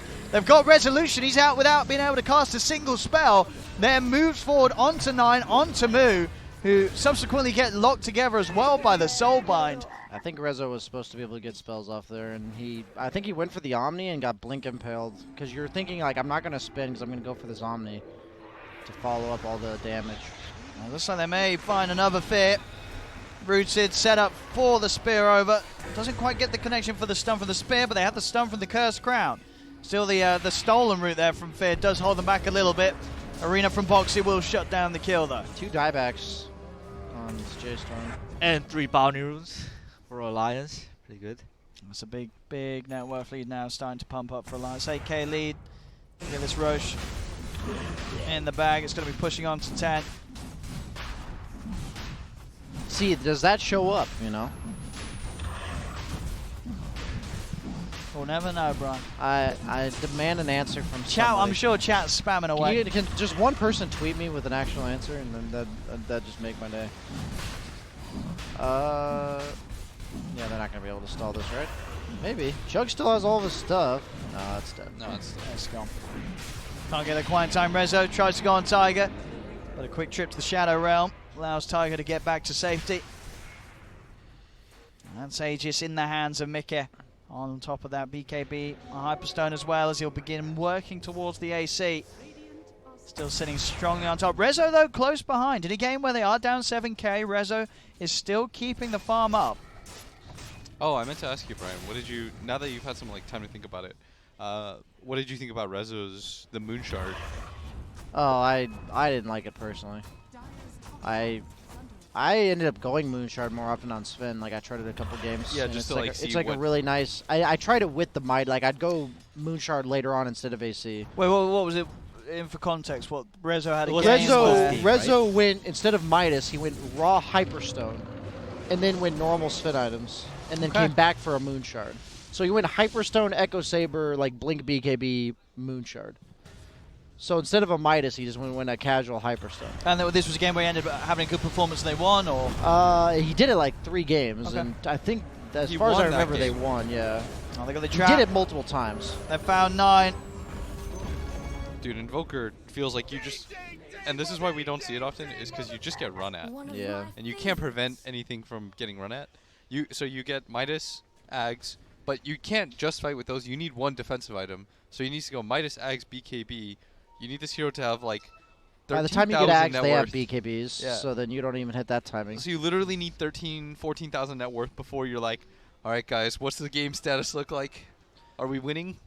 Yeah, it's just a hero that I definitely don't feel like until super late game where the BKBs are 5 seconds, where you're like, I'm the most powerful hero in the game. Then you're a boss. Then no Yeah. one can kill you and you're walking around at 522 doing whatever you feel like. But getting to that point and leaving your team to just sort of flounder, I mean, is that what all your Invoker games look like? The meta is just not slow enough, right? Yeah. The Invoker games, like, you just watch this guy farm. Yeah, he's a 1 for sure. See bottom lane. J.Storm are going to try and hold them off. Tiger again going for the Shadow Realm TP, but the Shadow Realm does end, so they'll still get the Cold Snap out. Tiger tries for the fear, but the crits come out. This Tiger will fall. Rest of Alliance still staying in close proximity. Solar Crest done on Quaver, and maybe even without Tiger, they still want to try and pick a fight. He's eyeing up 14-37. There's the jump. They're going to get the jump in immediately. As 9 is taken out of the fight, 14-37 cleaned up on the side, as well as Fear being followed up. Loved how they let the Undying go first. That was really good. They didn't jump on the Undying. They have their eyes on the bigger prize as 9 again getting caught out. This Invoker continuing to struggle. Ooh, the rebuke on the courier. Dude, that was the Mjolnir. That's a big one. And your wards. That's underrated, man. You just lost ward vision for like 10 minutes. And a game where a lot of vision already being stolen away by Alliance. So they lead 27-9, 11k advantage for Alliance, 29 minutes in. Still, though, there is some hope. Not a lot, according to Gaben. 94% for Alliance to close this one up. This is still more chance than the Gosu AI gave Mason's team of making it to TI. Dude, anything was a higher chance. Literally anything, BSJ. 0%. And they go. Fear tries to step forward for a spell steal. Tornado. Deafening Blast as well out to the Sven, but nothing else from J.Storm, as they'll have to let Fear go. They thought that, what was that team name? The Old Suck Gaming. But what was the name? So their name was Old Suck Gaming. Old Suck Gaming. What is Old Suck? So there's a team called was it Old White Gaming or whatever? Yeah. And then, so it was a meme on there, it was like Old Suck Gaming. And but what is an Old Suck? It's just a They're meme. just said Yeah, it's just making a fun team of the old name. Yeah, they're fucking Old White. They're making Gaming. a team of the old, making fun of the other name. Yeah, so it was like Gosu AI had a percentage for how well they thought all the teams would do to qualify for TI, and it was like they gave Old Suck Gaming like a 0.01%, and they gave Mason a 0% chance. Oh, poor Rezo. Once again, caught in the chain control. Is still alive. Doesn't manage to get off the Blade Fury. They're chasing him though. The Soulbind locks them together, but Rezo will get far enough away to be able to keep himself alive. He's Managing to alright. get away from pretty much the entirety of Alliance there. Good escape from Rezo. I mean, they're gonna lose mid tower, but he's alive. Still that 55 seconds without the Mjolnir recipe for resolution. They have the back. Yeah, I don't think they're gonna lose this tower. Solar Cryst's a good item.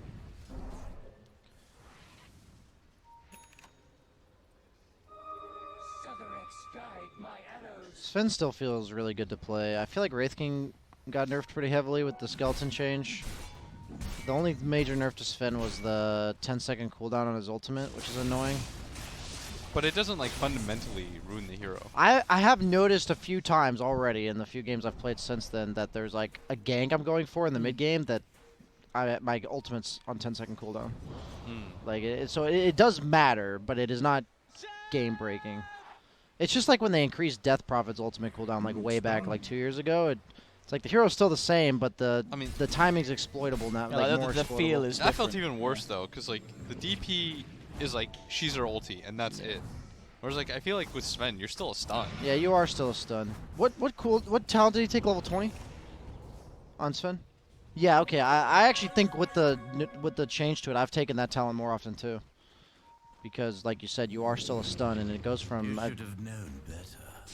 Well, he's publicised the Roche times there. And saying here, doing one for J.Storm.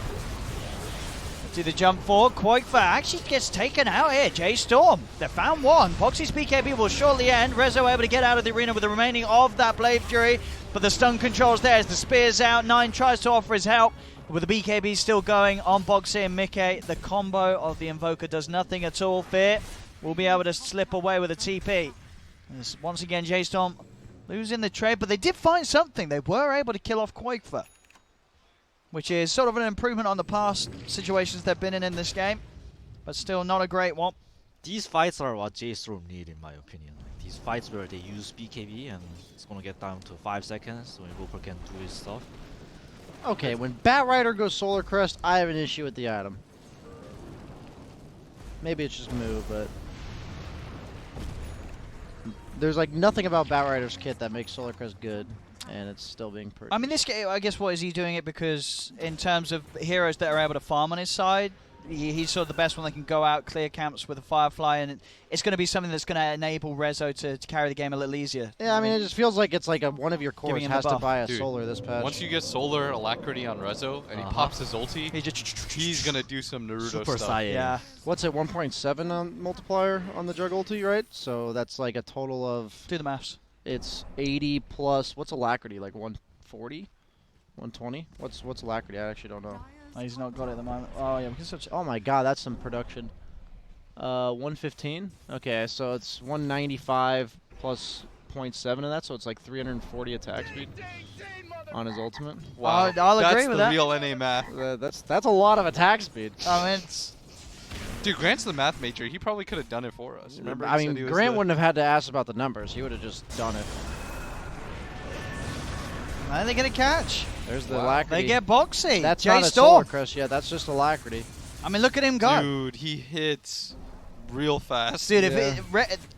the whole game, Rezo has been able to keep up with the Sven. Obviously, at this point, he's starting to slip a Once little he bit gets behind. Butterfly But up, oh, the Tornado will hold them back. Soul Binds reaction. down, but they're able to disengage. J.Storm get themselves back, drop down an Ice Wall, and they'll get away. That's the Clink Salt down. that's a big nice, spin. nice timing by Rezo.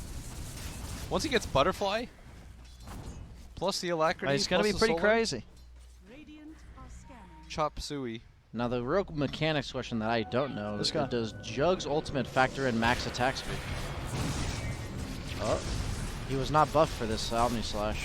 He needed to be buffed, BSJ. He might still. Oh, maybe won't get Insania actually, as that hold back will keep him out. There'll be an arena drop down as they'll try and actually get out of this alliance. They're a bit careful for how they go now. They'll jump back in. They see an opportunity to find Fear. I think that was a Rubik over Yeah, that was a Rubik's. Okay. Oh. Oh, yeah, Mars is dead. I was like, was it a Rubik? And then I looked top. I'm like, oh, yeah, he's dead on Mars. You got better eyes than me, Brian. Thank you. But what I was saying is, like, if you have like 500 attack speed and the Jug ulti buffs it by 1.7, is that like over the max attack speed, or do you know what I'm saying? I mean, yeah, I see what you mean. Yeah, is it one I of those actually things don't that know. ignores the Like, can the he cap? theoretically Yeah. have 1,000 attack speed if he gets to 700? I'm sure someone in Twitch chat doesn't know, so they'll be typing right now.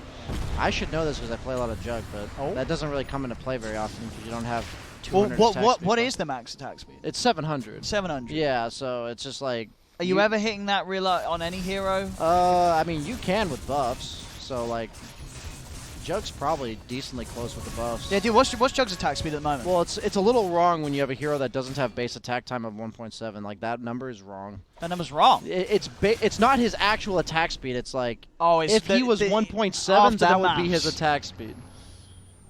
So I'm like, falling if you're a hero, what? with, I'm falling asleep. okay, These numbers talk. if you're a hero with different than 1.7, it tells you what it would be if it was 1.7. So his attack speed is actually like 400 rather than 440. Dude, this stuff matters, Febby. Yeah, that It does that matter, makes so, sense. like- It just attacks fast. It's just attack or medium fast. Or Undying super dies fast. again. Medium, fast, or super. Those are your It fast, matters in the medium sense that fast. if you have an alchemist that says 1,000 attack speed, he's actually attacking with the equivalent of 1,000 attack speed, even though 7 and Super fast. yeah, super That's fast. Those are your qualifications. Medium Febby fast. would say medium fast or super fast. Yeah, that's a good Sunstrike. Are they going to contest this? Looks like they're not Doesn't at look all. like it. They're giving it up. That's a pretty big deal.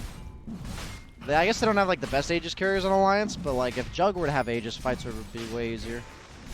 They can't really kill Jug twice, but they can easily burst him once. That's the thing about Jug though, is you say like he's really powerful with all these buffs, but if he gets stunned by Sven, he's gonna just die. Especially going up 25 now, Sven with the extra God Strength. Hex stun on Koik. Ooh, that's important too, the instant disable on Hex. Because they don't actually have any instant stuns on Alliance. Everything could be reacted to apart from this. There's not really the hugest amount of saves as well really that J.Storm can offer with these heroes. Find him here. There they go. X reveals they find 9. 9 does have some backup by the side. In fact, with telekinesis dragging Koik away, 9's going to get out. Fierce as well, able to TP away. Moo. He is being stalked and will be left behind still. Duking them out a little bit. Doesn't have Firefly Spear though. number 407. Well, What's the meme? I don't remember. They get the kill. Oh, mid lane Mickey. He's going for a bit of a solo play, but Rezo, he's got both the Manta and the Blade Fury to disengage, and 9's by his side. So he'll back off. They will jump forward. Mickey's able to get the blink back off. That cooldown. See if he can continue to chase this. The bug's upon him with that quick attack speed. He's able to easily take it off. Oh, Rezo will get out, but the rest of the team caught out by a beautiful stun from Mickey. Double no kill. buybacks. No buybacks. It's only down to Rezo and Fear left alive, and Fear jumped upon, dove in the base. Alliance. None of them have buybacks. Only resolutions here for this hold as Alliance will take the mid set of racks. Are they going throne? I think this is the new late game Sven. You go Bloodthorn plus Go the Throne? Stormhammer cooldown. Playing it safe. We're going to clear up a second set of racks. They won't be able to get the Megas though. Tier 2 does still stand on the bottom lane for J.Storm. Would you hit tier 4s here? I mean, like, once you get the mid racks, you know they don't have buybacks, so I think you can kind of hit the. Radiant structures are fortified. It's just not worth it right now, They're right? playing it the safe You one. just take bottom tower. You Yeah. like set up bottom tower while Now they're that dead? they went top, they shouldn't go throne. I think. Making sure not to throw away their advantage, and quite a hefty one now. 29k Radiant's bottom tower. lead for Alliance. Dire's bottom shrine has fallen. As J.Storm will come Wait, back out on the map. Satanic on Mars. I guess that makes sense with God's Rebuke, but Well, Moo's going to look to try and make the jump. He's in. Just get the grab. Stun will be thrown out. Rezo moves in. He's looking towards Tiger, but again, Tiger not the ideal target as he can just go for this quick escape. No AoE disable to hold him back from that play. And now the jump back in. Lead forward, Mickey getting the stun onto the two of them. 14:37 and was Moo sick. all together. Teamwork. Alliance Oh, teamwork. that was sick. okay, who walked into who? He speared him into the stun. Oh, is that what happened? Yeah. Okay, He never mind. speared him into the stun. Okay, we call that an alley-oop and That was Alliance sick. teamwork. They're making it work, Alliance here, as you know, many would have sort of expected to see with their first showing here at Summit 10. Just coming in and playing like the TI team that they are. 40 minutes in, it's certainly looking like that. There's no holding back from Alliance in this game one. As the murders continue. As Rezo does have buyback available, he's down for 70 otherwise. See what they're able to put together for potentially this last hold. They are lacking creeps, Alliance. So it'll be a bit of a slower siege than usual with the backdoor protection kicking in. Rezo will now buy back. As Alliance continue to push on. Then we'll look for the tier 3 tower. Tombstone's laid down, they'll lead in. Resolution going with the Blade Fury, has to back off now as it ends. 9's BKB shortly ending, tries to get him with an Omni potential, but the silence from the bug is there. Hex as well onto Rezo, the double Hex catches them out with the Soulbind. Boxy's in, they'll try for the drag. Moo has been able to get the lasso off onto the Titania. They've got Grim. Can they get any more kills out of this? As the BKB comes out from Boxy, Rezo is trying to hit back, but the shield is blocking so much damage. They'll go for the easier kill, turn towards Tiger. They've taken the Aegis away from Mickey as well. Boxy, he's out of mana. Resolution trying to fight up. The shield is strong, but it's not strong enough. Omni Slash is out. Rezo gets the kill. As J.Storm will be able to push back Alliance. Will there is still quite for Mickey to deal with. And they're not easy heroes to fight against. Hex out onto Rezo. Mickey looking for a target. Rezo's going to turn towards him, try and go for it, but the God Strength's back up. Mickey is able to turn one hit. Takes down 1437. They do still have buybacks available on J.Storm if they want to continue to try this hold. Another jump in though, Mickey. Triple kill. As he beats them apart, the Hex from Quoifer comes out onto Moot Rezo. In with the Blade Fury, starts to burn down onto Quoifer. It's buffed up by the Warcry of Mickey. They're focusing the Rax Alliance, playing it safe, going for Megas. Rezo's going to try and turn and keep Mickey off it, but Mickey throws out at the stun. Alliance will get the Mega Creeps. Can J.Storm at least get these kills? A Flame Break knocked back Quoifer. They go in attempt to get the stun out of Mickey, but we can't quite get it out in time. The lasso is there. J.Storm, they may have been megaed, but they will get the kills on Alliance. March it down mid, boys. They should call GG right now to feel good. This is Well, the that peak. was the peak for J.Storm. They're still in. They're against Megas. You get a rapier on Jug here for sure. They've got the Cataclysm. It's Get coming the together. rapier, He's man. got the money. I think you have to, Brian, right? Like, he's got so much attack speed buff. You got to do it. They're doing it. You got to do it, They're Rezo. marching it. He's going. He's Oh, heading there- over there- to the oh, shot. there's a double damage. Double He's got the damage rape. bottle. Dude, You should have known better. what a way this could be to start the summit if that happens. Rezo, he's saving on the money for now. He's going over. Sell that drums, buy a rapier. He already bought back, right? He Yeah, did. he has no buyback. He's got no so buyback. He's got to oh, no. Oh. That's a no fun no, item. Rezo. Rezo. Play to not lose. Yeah, you Would got you have gone rapier? Yeah? You tell 23 Savage? I think we'd write GG after we kill them. It's like, it will feel good, you know? They will walk away with victory, but they'll feel bad. that sets the pace for the next game. Yeah. They walk away with. I think they'll feel pretty good that they won, dude.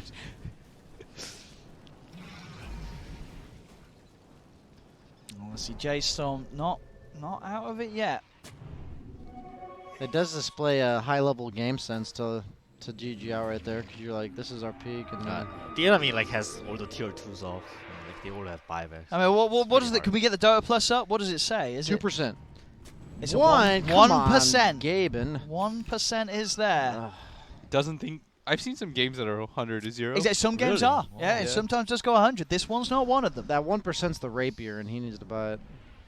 I think that 1%'s that DD rune. Let's see what the DD can do. Plus the BKB turns towards the two supports. Tiger's able to kite him though. Boxy on the retreat. The Tornado's coming out, but with the BKB pop, Boxy's able to walk it off. Arena's down. Resolution's trapped. They've found Mill on the back line. he's Spear dead. pins Rezo to the wall. He needs help. He needs it now. He's not going to get it. Rezo's dead. As two fall on J.Storm, both without buyback. 9. The Kid Invoker trying his best, but he's doing nothing at all. Just destroyed by Boxy. GG is called, and Alliance will take game 1. And they look pretty good doing it too. I guess Febby was right. You should have just gone. Was it worth that extra emotional turmoil of staying in the game? Febby would say no.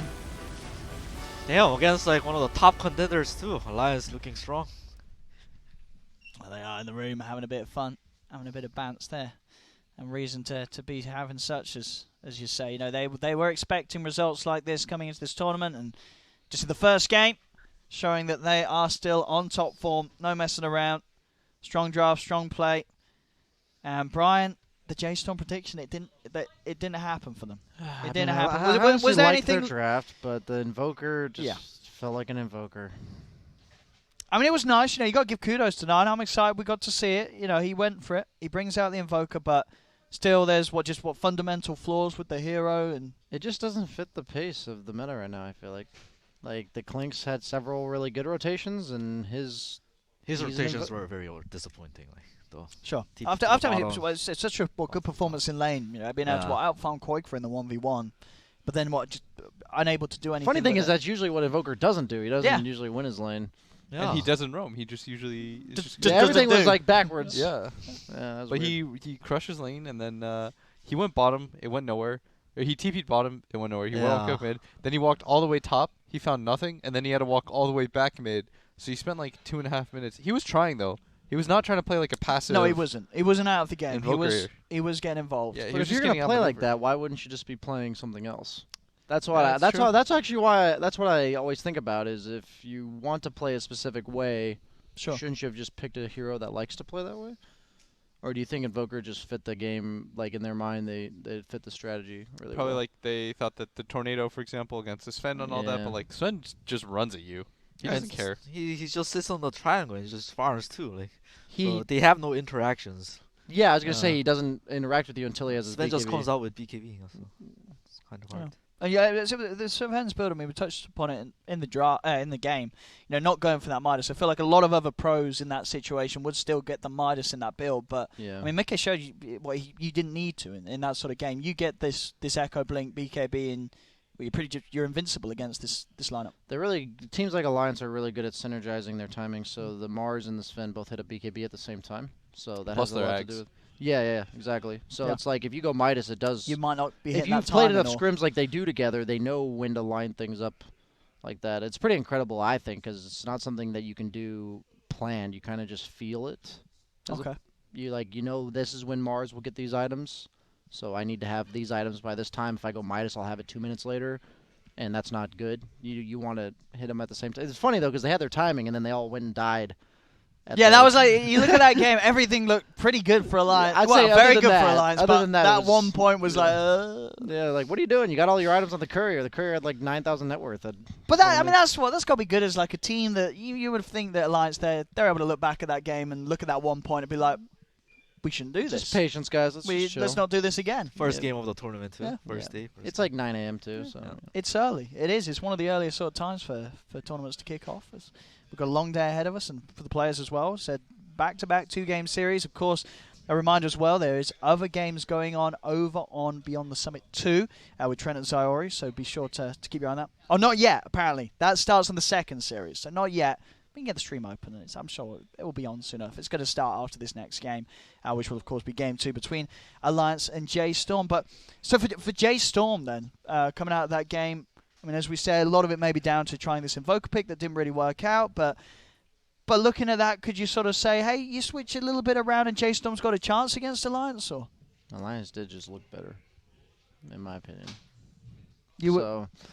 I mean, like, you could switch and catch them off guard maybe, but like they got picked. Blitz said they got picked off 3 different parts of the map because Alliance like killed the mid, rotated 2 heroes bottom, and rotated the other 2 top, and like they just do everything really fast. As a player against really good players, you just don't realize sometimes how quickly they can get from one place to the other. Like, oh, they were just mid. I'm gonna farm this creep wave, and then suddenly, like one of them was like, the Mars is like, I'm setting up top, and then they just TP and you're dead 10 seconds after you saw them all mid, which is really hard to keep up with sometimes. And in NA, you don't see that too much. So, I mean, yeah, it's a hard question, Fabi, but looking at that game, looking at Alliance, if you had to play against them and you've seen sort of the play style of Alliance, is there a certain way, certain sort of style that you say you've got to take this approach against this team? Oh. I don't know about that, but I felt like the J.Storm kind of played the game wrong in the sense of they didn't take the mid tower fast enough against the free farming Sven. They just kept going bottom. We were like, they did a really good move. J.Storm did really good at 10 minutes. They collapsed bottom really well with like 5 heroes. That was good, but then they should have done it for mid tower in the next like 2 or 3 minutes when their like stuff is back up. But it was too late. Like there was not enough resources. There were only like 3 heroes. It was like half-assed, so like it got stopped. So I think that's why they lost the game. They didn't take down the mid tower to pressure those Sven's farm. Well, we'll see if J-Storm can step it up in Game 2. We will have a short break, ladies and gentlemen, but do not go anywhere as me, Fabi, Blitz, and Brian will be back for Game 2 of Alliance versus J-Storm after this break.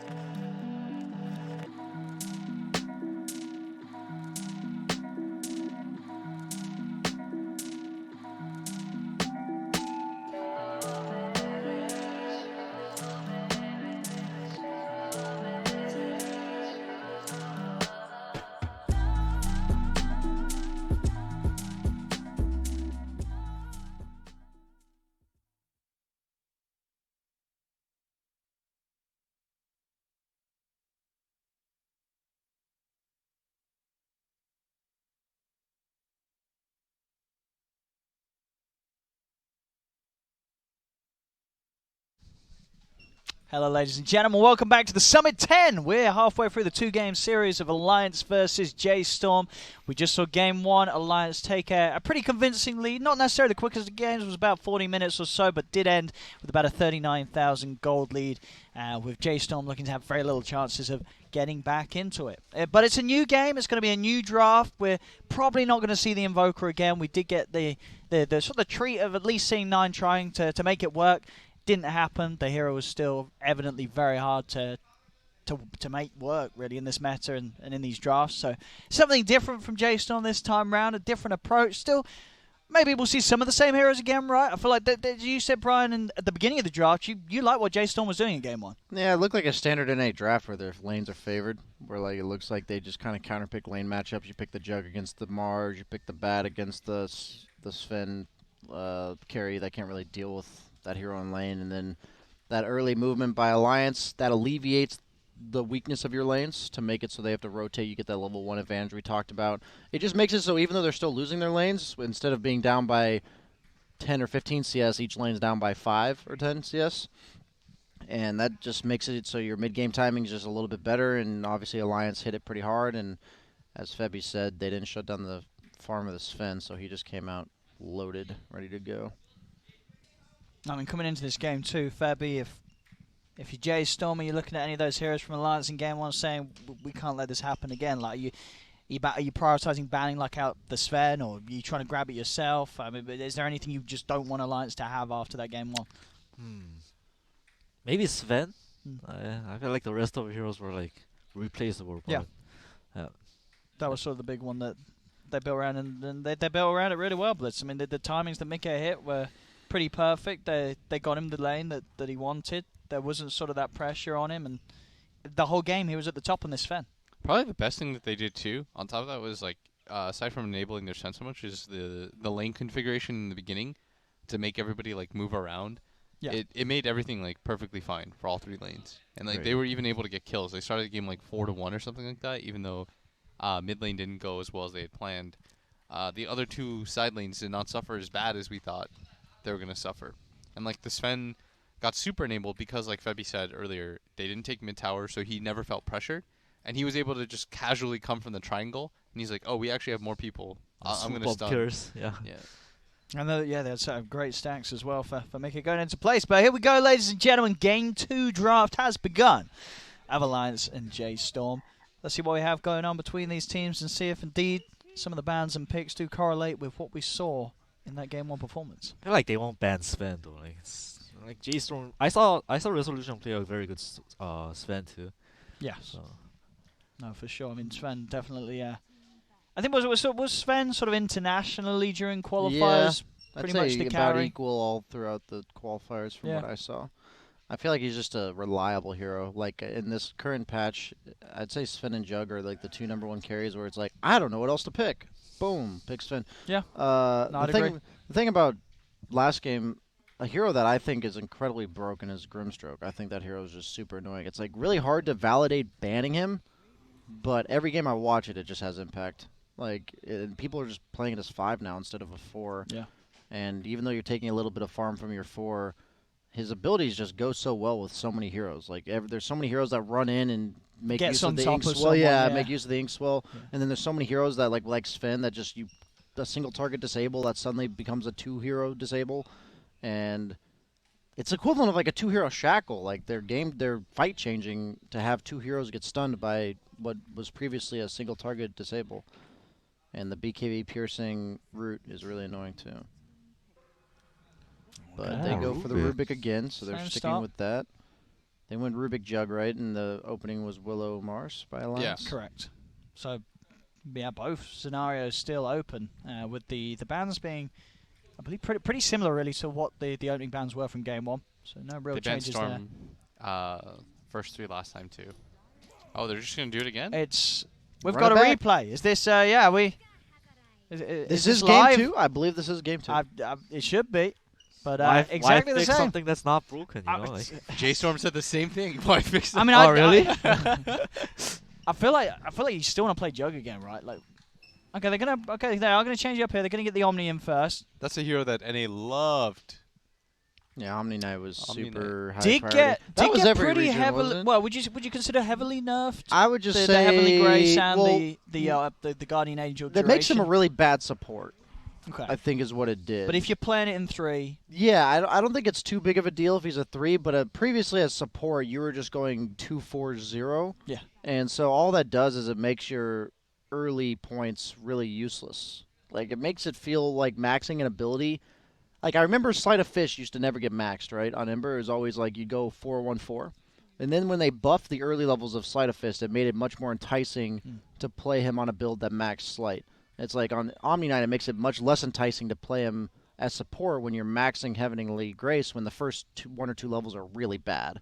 Because that means the weakness of that timing is like way worse. Because in the lane, he used to just be here's my strength carry getting an extra 16 damage or whatever, and health regen, go hit creeps. And then now it's not nearly as good. I feel like there is a possibility that it's 3 ran as a 5 though. I feel like the Omni Rubik isn't that of a strong 3-4 position duo. I think it could still be run. I just think that's where the nerf hits. Oh yeah, Omni I Knight. agree. Sure. I agree. So yeah, like you could still see it. Like Yeah. Pepe says, It's- it's being the 5, but Yes. it's not what it was. Yeah, It it's just really the isn't what it versatility was, of like yeah. early picks when they're flex, like the strength of the hero being able to play as either is, it actually makes the opening weaker if his 5 position play is that much weaker. Rubik Omni though is like the anti-damage draft. It's like, They and that's what instantly we go felt like Slark. Third pick Slark. they lacked that last game, right? Where they just couldn't kill anybody. Third pick Slark. I like to see how this is made work. Obviously, the mid-round bans are really good by Alliance to enable this third pick Slark. OD is unplayable. That matchup is literally one of the worst matchups in the entire game for any hero. It never is good at any point in the game. He saves your teammates from the pounce. He saves himself from the pounce. He can kill you when you're ulted. He can insta-kill you at like 30 minutes into the game with Blink Sheep. Yeah. Yeah, like the whole matchup is just garbage. And then Leshrac mid-game is really hard to deal with as well for the damage. It's just one of the few mid laners where you actually die killing him. I don't, if that makes sense. Like you pounce him and you can ult and everything, and all of his damage hits you through the ult. So, But you're always happy about playing a Slark in a game where there's an Omni, because there's going to be these scenarios where you're not going to kill someone instantly. It's going to take longer to kill them, but that you're happy as a Slark, right? yeah, but it's also like Omni promotes 5 manning, so Okay. it's a little bit. It's like, yes, Slark's nice against these meat shield heroes, but he's also not nice against lineups that want to group up. So it kind of goes both ways. If J.Storm picks heroes that threaten Slark from a distance, you need reach. You need heroes that make it feel like you're not invincible walking in with Pact. And there you go. That's a bit of a new one. We didn't see that really at all, I want to say, in EU and CIS during the qualifiers. I didn't see you? a single Bloodseeker. No, in NA even. I didn't see a single one. This is a bit of a new hero all round internet. What about you, Fabi? And SEA, was any Bloodseeker going on? Nah. No. But I would have liked to see Leshrac or DP. I think like they need some of that, what BSJ said, like a 5-man, but like they need some tower hitter with Omni and the Rubik. So Oracle's a nice way to deal with the Seeker. Oh, you make it Oracle's so that he like- can't hit. The ulti is fantastic in conjunction with the Rupture. The best type of heroes against Bloodseeker are the ones that can just like stand their ground and fight, and Oracle enables all of that. Plus, I think the Mars is fine against the Bloodseeker, right? Like it's not like the Jug where he can spin through. You put this barrier down, and all of a sudden the Bloodseeker loses his ability to chase. Yeah, Bloodseeker's not this like hard one hero that you put the Heavenly Grace on like a Sven and he just goes kills people like a Troll or Sven. That's what we've been seeing Omnia with a lot. Yeah, I feel like they're just counterpicking a bunch. That's what I was saying about last game, right? Is that's Yeah. like a standard NA draft where they counterpick all your lanes, but their draft isn't as concrete as a whole. And that's what it feels like again this game. The Disruptor, does it still work? Because I saw a pub where the Glimpse didn't deal damage on the Rupture. It too depends far away. on how the Is- distance is. okay, yeah. so if it is a it's, distance if then. there's a certain threshold. That's yeah. why if you Yeah. TP, you don't just like instantly just die. Okay. Back in the day, you would, right? Like that did used to be a thing. Was there? Or there was always a I cap. can't remember. There was no cap for like things like. You remember there was a trick that you could do with Ench Chen, like way back in Dota 1, where Okay. you know how Chen would Impetus TP. didn't have a max Yeah, damage. and- Oh, so we would just be this. You could get Impetus at. It used to not be her ulti. Her old ulti used to be untouchable. So what you would do is you level Impetus level 1, and then you get Chen, and then you toss it while she was sent back. So it'd be like 100,000 Oh, I damage. see. By the time it hits, Yeah. you've got this massive difference. Yeah. You would just one-shot everybody. Yeah. It was Dota 1 sounded like a interesting game. Dota 1 was chaotic. Like, Spectre was the best hero because of her dispersion, the way that it used to work. How did it used to work? Oh, It it was a used to work. 25% chance or something that it would instantly reflect back The damage? 100% of the damage in Oh an my area God. around you. Oh So, my like, god. Also, like a Laguna could Yeah, team so, like, wipe your own team. If you were necro ulted, Well, it would just like kill your entire team. 25%. 25%. So it's avoid Interesting. backtrack 25%. But it also kill would kill everyone. everybody. Yeah. It was unbelievable.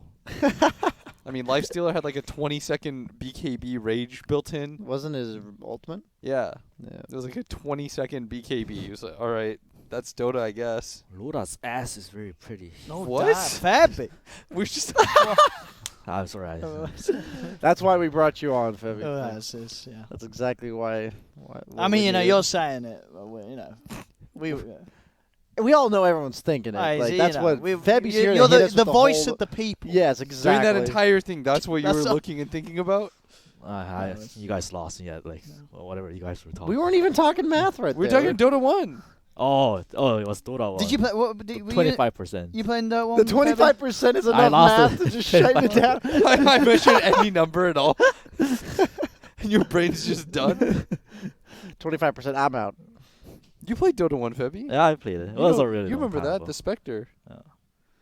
I was first thinking about J.Storm's draft, about how they don't have any tower hitters. I'm kind of scared for them, and then I see the left screen. I see. You know, you're like, hang on, this draft, that's ass. Oh wait, no, that's ass. And Yeah. the So do you connection's think there. like DK is a decent pick, or do you think it's pretty much only Death Prophet that you like for mid lane here, Febby? I don't know. I don't like anything. What about Unless- Bloodseeker mid? What about Bloodseeker mid and you give him a troll safe I lane? think you have to put Bloodseeker mid right You now. think?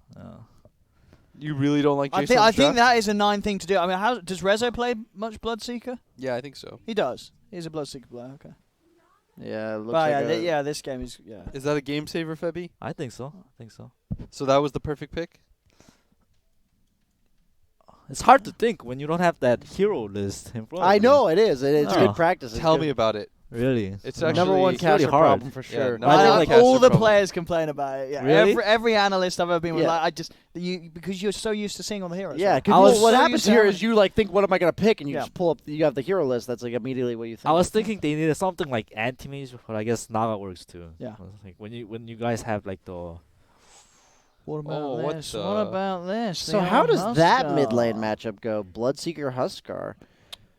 Because like Bloodseeker just kills you if you're low, right? Like No, I think doesn't he? I mean, yeah, but Yeah, but you got quite disarmed, dude. yeah, you can mess with It's- the CS. it's all about the He's got- supports, I think.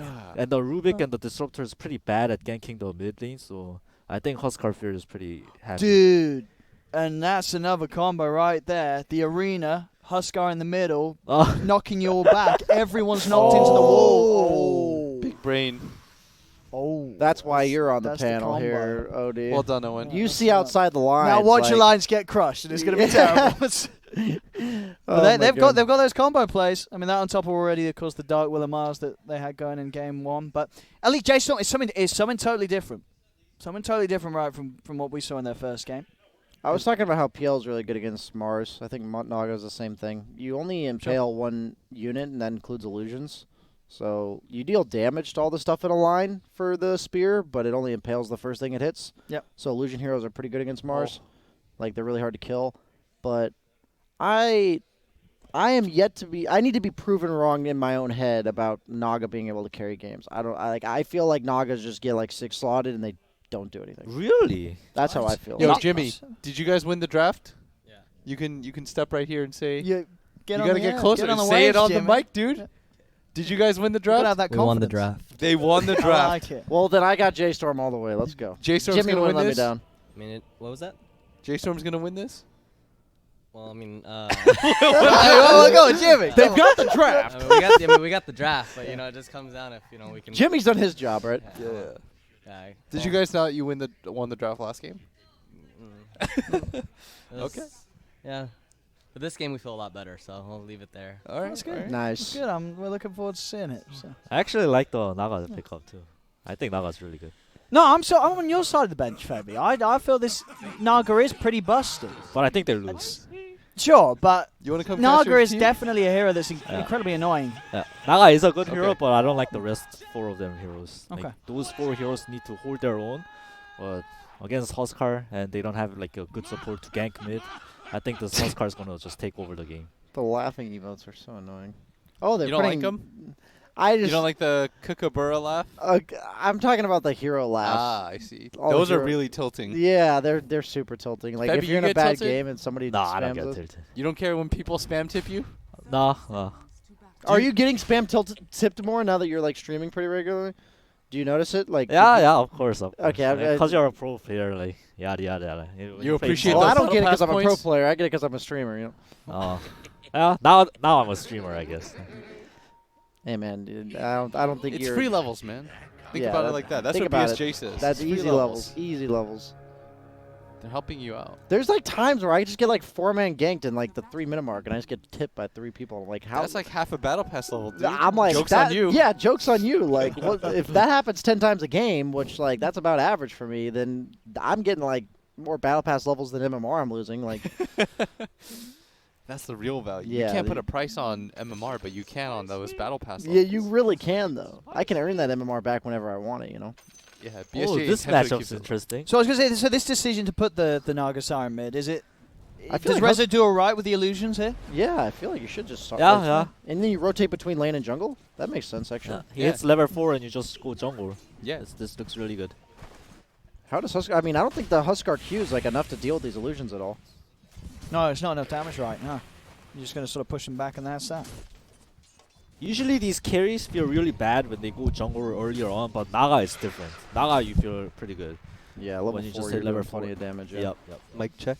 Well, let's have a look. Ladies and gentlemen, we have Mr. William Lee stepping to the side for this one, and we have Jimmy Demon Ho in on the mic for this to be here and watch your draft unfold.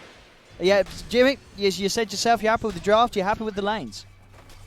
Yeah, bottom lane is going to look a little rough because Slark's generally just pretty good against this Omni Knight, but I think the other 2 lanes should be pretty good for us. I think they have nothing to deal with this Naga for later, so I mean if Alliance doesn't really snowball out of control, we have a Huskar and a Slark lineup, and if we're able to slow down their tempo a little bit, I think the game's pretty easy. So, in terms of sort of that, Alliance coming in with that last Huskar pick, it's not something that you're necessarily like, oh, damn, it's a Huskar. Obviously, the Huskar's different. It's not really sort of the cheese hero it once was, but you're not necessarily scared of the Huskar taking over this match. You've got ways to deal with it. I mean, at the same time, we do when we don't. Just like he can still snowball out of control. You know, they hit this timing, they get Roshan, and they have an Oracle as well that enables him a lot more. But if they can't hit this timing, like if it's past 25 minutes, I think like it's pretty easy for us. But if they can win the game, take our towers, and go high ground by this 25 minutes with Roshan, or before 25 minutes, then I think it's like, you know, it's just they have to snowball. I think that's what their lineup is coming down to. We'll see as CS-wise at the moment, it's just a slight lead for sort of Alliance in that mid and side lane with the Slark and the Huskar. And that is going to be first blood for Tiger. How would he get in? 9. See if we can find anything return. Tries to get boxy, but Tiger's there with the body block, so 9 won't quite be able to get that return kill. It wasn't that bad. I mean, he used all his resources there. With his, he has no more regen on this Mars, so the lane is going to be a lot better for us. Like, Yeah. People always think it's like, oh, first blood, it looks like Alliance is winning, but Sure. in reality, it's like he loses all his resources, all his regen, and he has no mana now. Now the lane is just easy. Bloodseeker's just going to free farm. Yeah, and so you say 9 already is. Yeah, sitting at the top there with the 15 CS. He's having no trouble hitting the creeps. Awfully quiet there, BSJ. I'm letting you guys talk. There are deaths from my supports where I'm like, I'm perfectly content with them expending all those resources to kill my support. So there are, you know, obviously feed deaths as well, but that was not one of them. I'm perfectly happy with that. This is definitely a matchup I would feel like gets better over time for Bloodseeker. Like, it doesn't seem like the scaling of the matchup would be bad for him. But the only question I have is like if he's vulnerable to the ganks, any rotations once Mars gets 6. That's like what I'm always afraid of when I'm playing carry that can't jungle. Like if I'm like a any jungling carry like a troll, I'll just go hit neutrals. I mean, even though you're playing the safe lane here, I think he should identify that he is playing the semi-carry and that he's going to be making space for the real carry, right? Yeah, you're right. Yeah, so even he's going to be running around? Yeah, he's going to be running around and just creating space. And even if he feeds, it doesn't matter. I mean, it matters to an extent. You don't want to just randomly feed. Minimize the feed. Okay. Just creating space for your player. Obviously, it's like if Bloodseeker was your main source of carry, it's a different story, right? Okay. Messing those bracers. Rezo is actually losing by 8 CS in the mid lane. I didn't expect that, but he's obviously not. That's not a problem, right? He's just going to go hit some neutrals and put illusions on the wave mid, defending the tower. Yeah. Whenever you lose lane like this, all you got to do is make sure you don't lose your tower. Yeah, I mean that's what it comes down to. And Huskar isn't like he generally doesn't want to just run in like the tier 1 and just push the tower super early until probably the siege timer comes out and he wants to probably pressure with some supports. But in the end, it's just like whatever Huskar's going to be farming in mid lane, Naga's going to farm as much, if not more, in the jungle. For sure. That's like the problem with Huskar. A lot of people, have asked why this hero's fallen out of favor. He didn't get nerfed, but the jungle's been buffed constantly. So when the Huskar was OP, it was pretty much not an option to go jungle. You'd be losing in levels. But now you can out level the Huskar almost with just jungling. Tiger, they're turning, getting the rune. Is he dead to this? Go over the TP out, and they will get him. That death is big because he TP'd. He got the bounty, though. 3 bounties? 2 for 2 bounties. Yeah, 5 minutes in, 1 for 1, less than a 1k difference. So definitely a closer start. Let's see how Alliance collapses mid tower with this 5-minute Vega. They should do a lot of mid tower damage. I think they're just going to ignore it because Huskar's is complete free farm. They're saying, like, Naga's jungling right now. If anything, they probably want to ward in our jungle, but it's kind of hard. Orange is already making a move towards there, and Rubik's going to take mid lane. Yeah, because J.Storm supports is going to take mid lane, so in order to kill him, Alliance supports needs to back up the Huskar.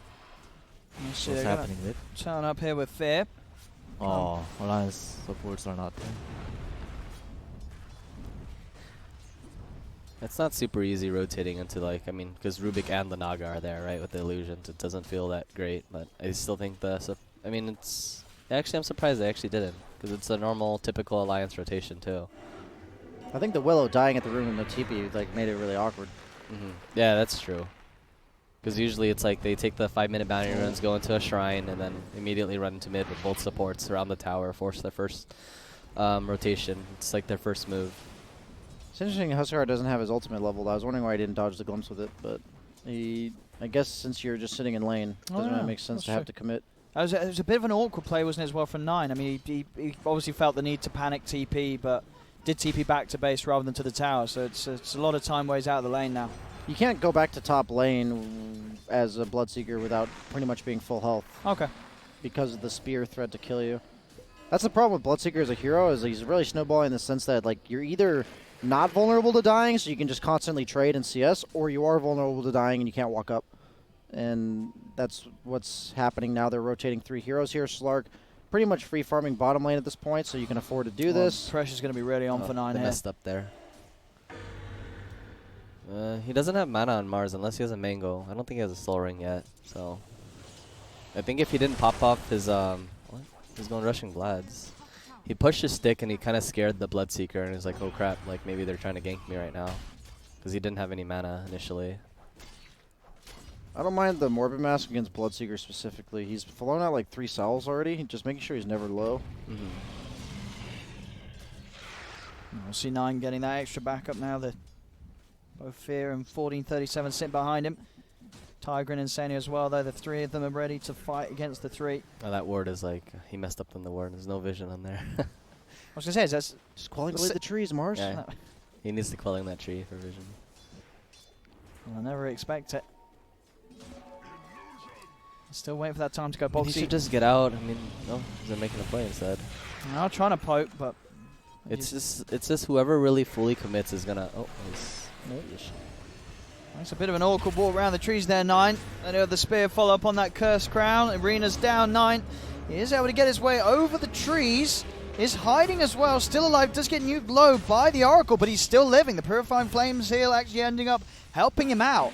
as 9 will be able to survive, and now J.Storm fight back. They get the glimpse back. Bloodbright's laid down as well, as J.Storm will take the kill and keep 9 alive, despite Alliance's aggressive attempt. What a bait. He had like double Wraith Band. It was like super tanky there, so it's pretty hard to kill him. And look at the CS now. Rezo's like caught up really, like he was down by like what, 15 CS or something, and now he's higher than this Huskar. I think higher level too, 8, the same levels. It's both free farming here. It's definitely a bit of a slower game for Alliance than they may have intended. J.Storm able to slow them down and secure farm.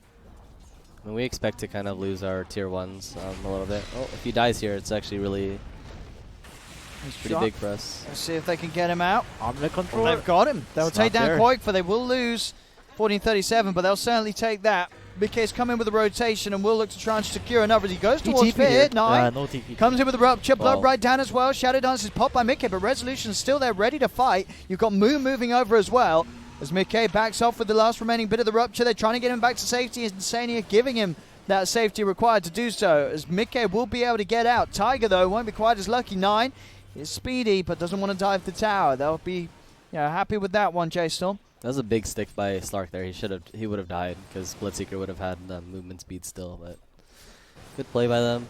They were protecting each other. The supports were just surrounding him and just making sure that he was still.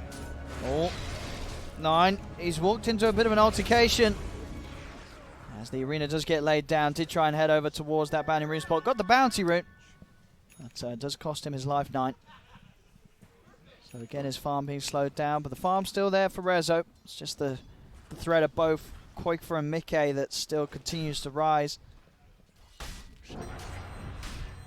Yeah, the problem with losing that mid tower is it allows Huskar to rotate and go for the top tower. This is freeing up a bit of space, like you said, for the Omni Knights. So he didn't want to lane against Slark, and he needs to recover. He's only at 3,200 net worth, and we're seeing the effect of Naga. I feel like the problem with Naga Siren, same thing as Alchemist, is that like if she's the one having a good start, it doesn't have any impact on the other cores. They're kind of picking up the slack for her. Good gank onto Slark. He does have ultimate, but I don't know if he can get away from this. I think he just can, yeah. He did the maths. He's able to pounce away with the Shadow Dance. They've still got the vision upon him, but 9 is going to be slowed down by the Curse Crown. Heavily graces out. He'll move forward, continue to chase down Mickey. Gets the Slark kill there with a Fade Bolt. Now they'll move over for more. TP attempt out from Tiger, but will indeed be held back by Reza. Quick short song holds Tiger back. J.Storm able to invade the jungle of Alliance and get 2 kills, one of them being that big juicy Slark. I like Reza participating, knowing that like his other 2 cores had a bit of a slow start, so even though he's a Naga Siren, just showing up to the fight. There's a problem with Huskar. He was very immobile, very fat, so J.Storm realized that he was top. Just played around bottom, didn't want to TP. Yeah, I mean, it's like, game's still pretty even. I think Alliance understands that they feel like they're playing on a timer right now, and it's like the worst. That's always the worst feeling, like when you have a draft and you're just like, well, time's ticking, we need to. And so they're being very forceful on like how they're making their moves, how they want to like rotate on the map, and like Huskar's TPing bottom. Like, Seeing J.Storm again, still ready to fight around this area. Boxy lays down the arena, but he's been ruptured. Bloodbright as well, trying to get out of there. Static Storm's down, he's held in place. They get another. J.Storm again being allowed to fight around this area of the map, as Alliance are unable to hold control of it at all. And since Huskar TP'd out of top, Bloodseeker gets to freely push out this lane. Really good recovery time for him.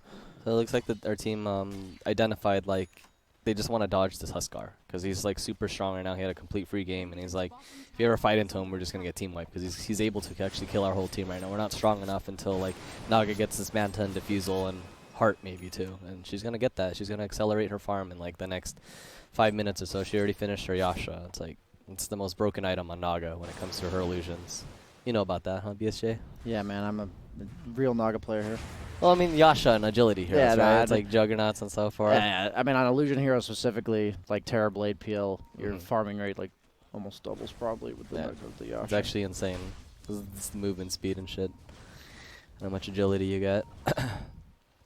So I think right now it's just like for us, just chill, wait for cooldowns, even for Naga sleep, because I think Naga can be very active when you have like combo heroes such as like a Jakiro. In this case, we have a Disruptor, and on top of that, a Bloodseeker, because you can throw your Blood right with the Disruptor combo. It's pretty nice. I know you still, for the most part, just trying to play where the Huskar isn't, or is there going to be a point soon where you can try and deal with the push and the pressure of him? I think once Diffusal Manta come online, I think Huskar is like it doesn't matter anymore. But until then, it's like we don't have enough damage to just like burst him, because if we end up going for him, it's like they have 2 supports. I mean, I hope like in every fight that we're going to be focusing this Oracle, because Oracle's going to be able to save any core here, and it's going to nullify everything that we want to do.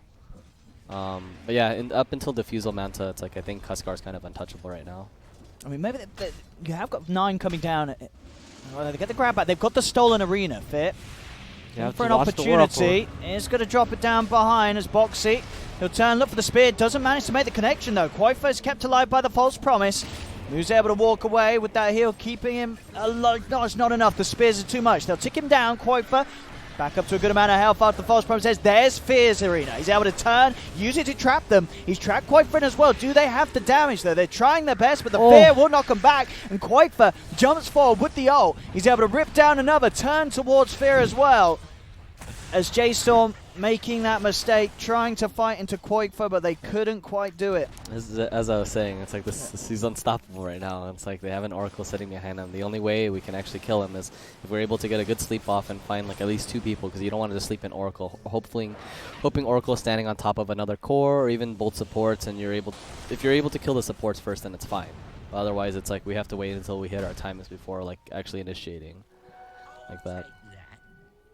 We'll see 15-minute runes as well after that incident. That's 4 for Alliance. Yeah, it was 2K net worth advantage before that engagement. Now with bounties plus the 4 for 1, it's 5K. An unfortunate play there from J.Storm, and yeah, in a situation as well where a lot of Alliance were down there. There was a lot of the map for J.Storm to potentially have looked towards.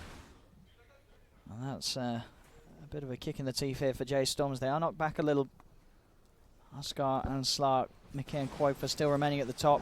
I mean, high grounding for Alliance is still going to be pretty difficult. And I guess, like I said, it's all about the Aegis. And if we're able to actually deny their Aegis or steal the Aegis as well, I think the game is just honestly just over. The only thing I fear for J.Storm here is that when you have a hero like Slark, when you use Aegis, you can actually just use the Aegis to pin J.Storm in their base so that Naga's the only one getting farm, and then she's not getting levels because her illusions are the ones farming. So I think, like, if the problem with that situation, though, is if you feed once on Alliance, like, that is lost, and then suddenly the game's, like, unwinnable because Naga just gets out of the base and can keep you in yours. Game-deciding moment here. Game-deciding moment. And it's like, even if they get this Aegis, it's how they utilize it. That's right? what I was saying. Yeah. Like, if they pin you in your base with it, then it's really good. And choke us out until the second Aegis. Yeah, exactly.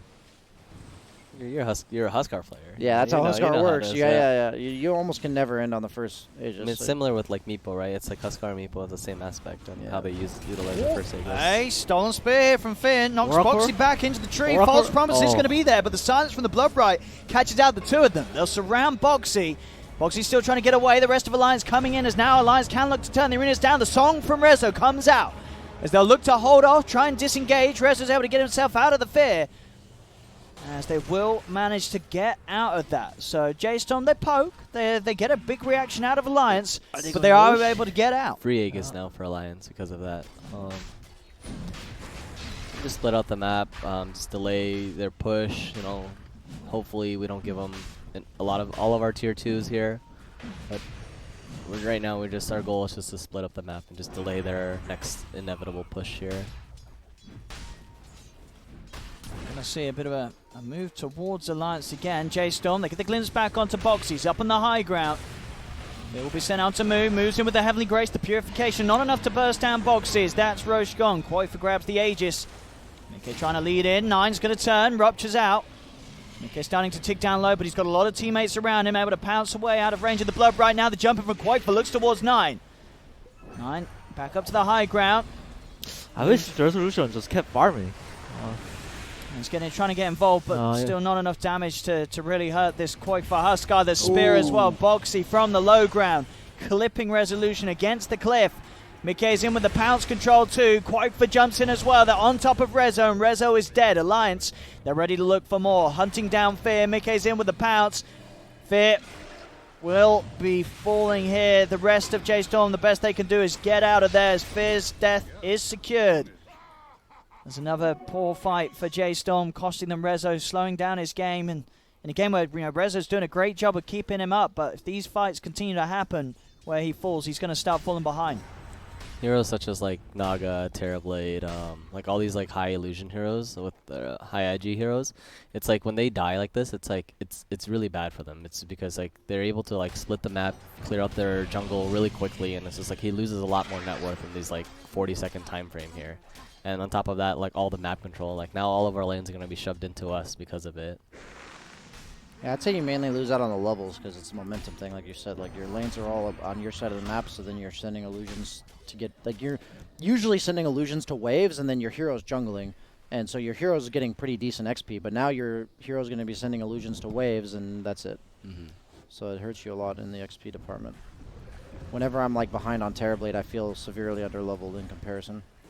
Even when your net worth's high, huh? It's Yeah, like the levels feel like really underwhelming when you're just like level 10 or 12. And these heroes rely on levels a lot too, because their agi gain obviously speeds up their farm. Their stats are very talent boost too. Yeah, so these talents are actually insane. I think Naga's is what, 15 agility, something total agility. Yeah, 14 strength. That stuff adds up. Yeah, I mean, everything. It's like you said, the stats on every agi gain. It's pretty big. So he does have the Manta. Diffusal's a big deal if he goes for it. I think he will. Yeah, you go for it. There's like 2.5 more minutes on the Aegis as well, so they're gonna try to get our tier 2s, maybe even force high ground. But if they're not even choking us out and they're just like running around on the map, I think it's gonna be good for J.Storm. I think they're gonna go bottom high ground right now. See if they can try it, but Glimpse from 1437 will stop any play from starting. There's no pressure on the map right now by J.Storm, so there's nothing really stopping Alliance from just walking down a lane. The Waygons are up. Aegis. They might not get it, but I think they want to like force the Naga in their base at least. I think it's 22:30 or something. There he is. It's 2 more minutes. That was a big kill. Oh, wow. Yeah, Wait, whoa, what? whoa, hey. Got the Disruptor Bloodseeker combo right there. There you go. Hey, Lights are going to still try and have a bit of a poke onto Moo, but... Oh, we got Fear to miss some spears of his own. We're just talking about missing spears, not Fear specifically. He's out of there. That, indeed, yeah, taking the Slark out. That was Is actually that correct? pretty I'm big. not 100% sure, but I think it's like if Disruptor uses Glimpse and the range too far, I don't know the exact... Yeah, we were talking Yeah, about that. I there's think a- it's there's a like limit. 12 or 1300. Yeah. Whatever Quab's I think blink is, because that's it's- the thing yeah. where you blink Okay. and walk. It's the same as, yeah, Quartzman's Blink. So they will lose the Rubik. And also 9 trapped in the arena. No escape for the Bloodseeker as Koifa moves his way down to the bottom lane. It's This 2 is kills just on time, J.Storm, though. but there's that item pickup. Diffusal now done on Resolution. Oh, we killed their courier too. No ultimate from Omni. That's an interesting skill. He's a tanky boy, but he's a dead boy as well. Space. Exactly. And that's the kind of communication that you'd want to say in the team, right? Like, oh, well, I'm feeding again. You know, you gotta say space, guys, and you know, it enables your carry players. Like he feels better about it, so he feels less pressure. It's all about communication and what goes on within the team Yeah, to it's help each other up glass mentally. half full approach, you know? Interesting build by Slark, going straight for the Lincolns.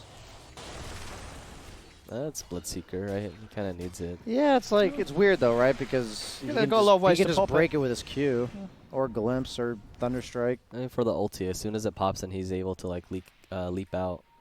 If he goes like this Lincoln's into BKB, I think he's kind of like untouchable. Yeah, he is. And then a blink, right? And just get on top of us. That sounds right.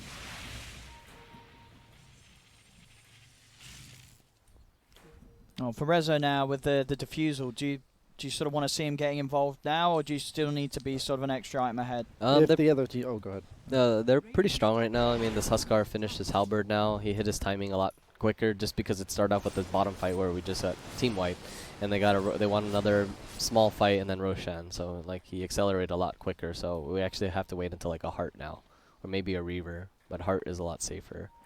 But we can still make plays on the map because you don't want to just farm because the whole time when we're farming, they're going to be farming as well, right? You need to apply this sort of pressure that slows down their farm. Fear's getting gone on here. And will be found outside the base. And the rest of J.Storm making a quick move down towards bottom. They've seen what Tiger probably out on his own. Well, their Aegis is down now. He's going to go for the TP out. And he'll make it away. There's not enough damage there in the AoE to take him out before he's out. So much HP. And Foxy has actually turned up now. Looks to move towards 9. Actually pops the arena and jumps out. A little bit hesitant in how they go for the fight. The fear combo there, throwing them back into the walls. Static Storm's out though, as they have managed to catch out Insania. Glimpse back as well. They'll get the Oracle. They'll lose Disruptor for it though. Moo seems to be in trouble as well. The Curse Crown upon him, knocked back into the trees by Boxy's spear. So Alliance will once again be able to come out on top of the play. Tempted by J.Storm. I think it's pretty game-changing once he finishes this Solar Crest though on the Omni. He has enough gold for it, so if he can get the courier to pick it up for him. Yeah, he's going to pick it up right now. We should have all of our spells up because we have really low cooldown heroes and like Disruptor, Bloodseeker. What does Naga have? He's got 3,200 towards the Butterfly that Rezo's got queued up. Butterfly, huh? That's a good item too, honestly. No one's really going to go MKB. What the heck? That was a long spear there. Pinned the right hero and it didn't hit the cliff. And he's just out. Do you approve of this, BSJ? Would you rather go hard or Butterfly? I mean, it depends. Like, the heart means you are worried they're going to go high ground, and Butterfly means you want to accelerate for the next item. So it's like if you go heart then Butterfly, it's because you want to fight sooner, and if you go Butterfly then heart, it means you'll get the heart combo sooner. Oh, he just ruptured a Lincoln's. That's why he got Lincoln's. There you go. Gotta check items. I mean, I feel pretty good with. I mean, even with the Butterfly, you're actually able to do fight because I feel like. I mean, Rezo right now probably in his mind he doesn't think we lack damage, and he wants to provide more damage when we do our combo. That is a good point. Yeah, I think you go both items. It's just like which one you go first. I mean, it matters a lot, right? Because it's just like it changes the pace of the game. It does matter a lot, yes. I don't mind it. I think it's fine. Yeah. I think since the Aegis is like not threatening high ground, they're good to play for the next. Like you can play for the damage route. Maybe it'll lead to a pick off because you actually follow up enough damage. Otherwise, you're just accelerating your farm way faster. 25 agility on any illusion hero is obviously like 4 times the value. Oh. 2037 is caught out. So you can see right now both sides of the team's communication. It's like 25-20 was like the early spawn on Roche and 28 like max spawn. So the only 2 sides they ultimately really want to play on is like this top and mid area and control these 2 lanes right now. Because it's all about Roche. And you don't want to give Roche to the Alliance, and Alliance doesn't want to give Roche to us. I mean, we can't really Roche that easily unless we team wipe them. But we want to deny the Aegis from Alliance. So it sounded like in the draft, Febby, you believed it. And I guess I'm asking both you and Jimmy here. You guys think Naga's a 1v5 hero? No. I don't think she is myself. Just when I look at these net worths. So I guess Omni Knight does enable you. Butterfly's finished, and they're going high ground without Aegis. This is going to be... I think this will decide big part of the game here. J.Storm has to find the Oracle for the Naga song. If they don't, I think they lose this fight. Satanic already done on Huskar. It's unfortunate because we need to use images, scout the Oracle here. You can lifesteal off illusions now, which is a big deal for this Satanic. It's pretty low, actually. We're just poking here. And looking at sort of Nine's build as well, he just finished up the S and Y. Is there a reason for this game why you get the S and Y? Oh, I guess he's going to disassemble it and get the Halberd. Right, he's going up down. Because you want the Halberd, right, this game, don't you? Against Slark, it's really good. Against the Huskar, Huskar, it goes on you, and then I was going to say when he's sieging on Huskar, it's good. Yeah, but he has a Lincoln's now, so it's the combo. It's not going to be as easy to do because he has to use his Q spell on him, and then by the time he uses that, Slark will probably pop off his ultimate. We'll see it. Oh, no. The arena's down. They've caught him in. The help is coming in. Is it going to come in time? J.Storm's heading over. Rezo, he gets the song off. The Willow Root actually cost them there. He would have ran into the wall a bunch of times, but the Root stopped him from moving. I think he still would have been, I don't know, hard to say. It would have been much closer is all I know. So that was interesting. He's got to be careful about that Root usage. Roche is up in like 40 seconds, or it's up now. It's up now. And you said, well, this Roche is what's super important for J.Storm to contest? This is the one to deny, but the fact that they're able to get this is... Yeah, unfortunate, because Naga song is down. Well, yeah, they may not have got the kill, but Alliance able to force the situation. They're going to get a DD too. They're saving it for the high ground. Without the Naga song, it's going to be pretty hard. And we have to smoke or get a good lane ward in mid, because it's for sure that's the only lane Alliance is going to go to with the fact that our tier 3 is down. And the other tier 2s are both up. There we go. That's the Aegis on Quake for DD Rune as well. This is going to be quite the push for J.Storm to have to deal with. I mean, if Naga is in a good position, cut mid-wave. 28-45. So a bit of a play here onto. Okay. Won't be able to burn them out of those. The Shadow Dance is out.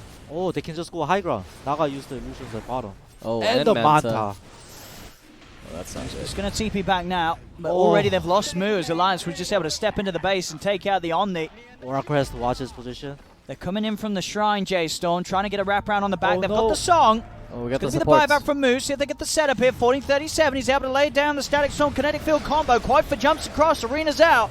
Can they get the kills? They'll kill off Insania. Buyback's there. Moo pops the GA, but the fear onto 4 from Tiger, knocking them back into the wall of the arena, knocking them back towards their base. The buyback has to come out from 14-37, but Boxy, Quaifa, they're diving in. Quaifa will be nuked down once, though. Boxy as well, getting ripped apart by the illusions. They've killed off the Aegis. Can they kill him off a second time? He'll push them back with the fear.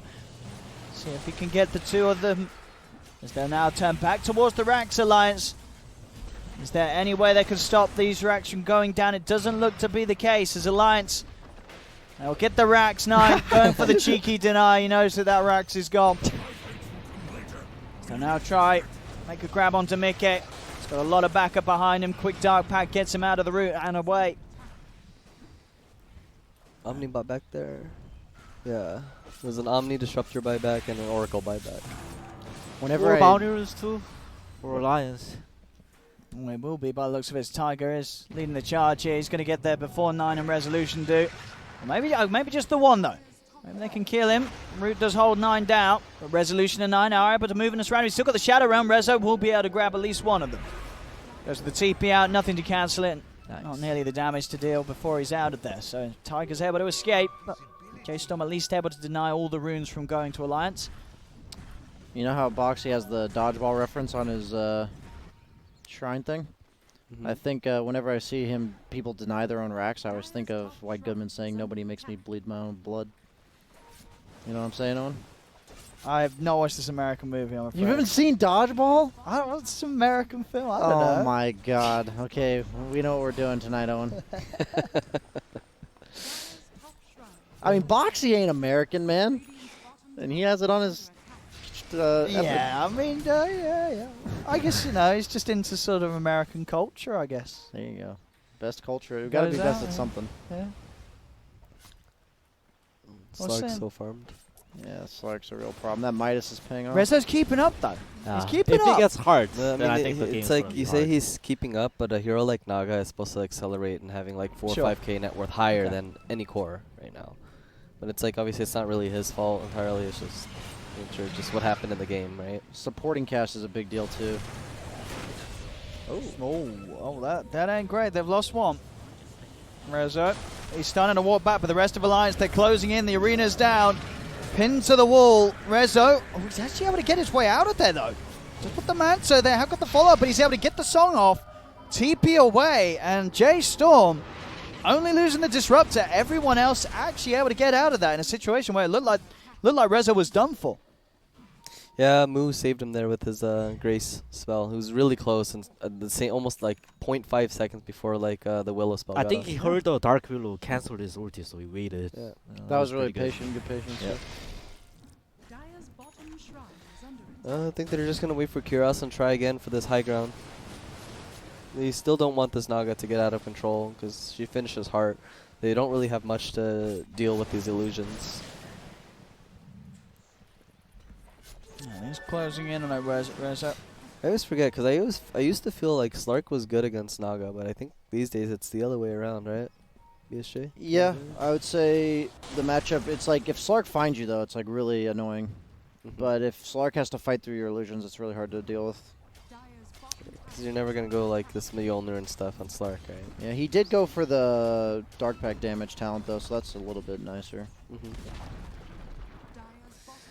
Yeah, like you said, they do have very limited illusion clear. Mars's W is physical damage, so it doesn't do very much to the illusions. And then Huskar, like all their illusion clear is like linearly scaling. Like it doesn't go any, like it doesn't continue to scale.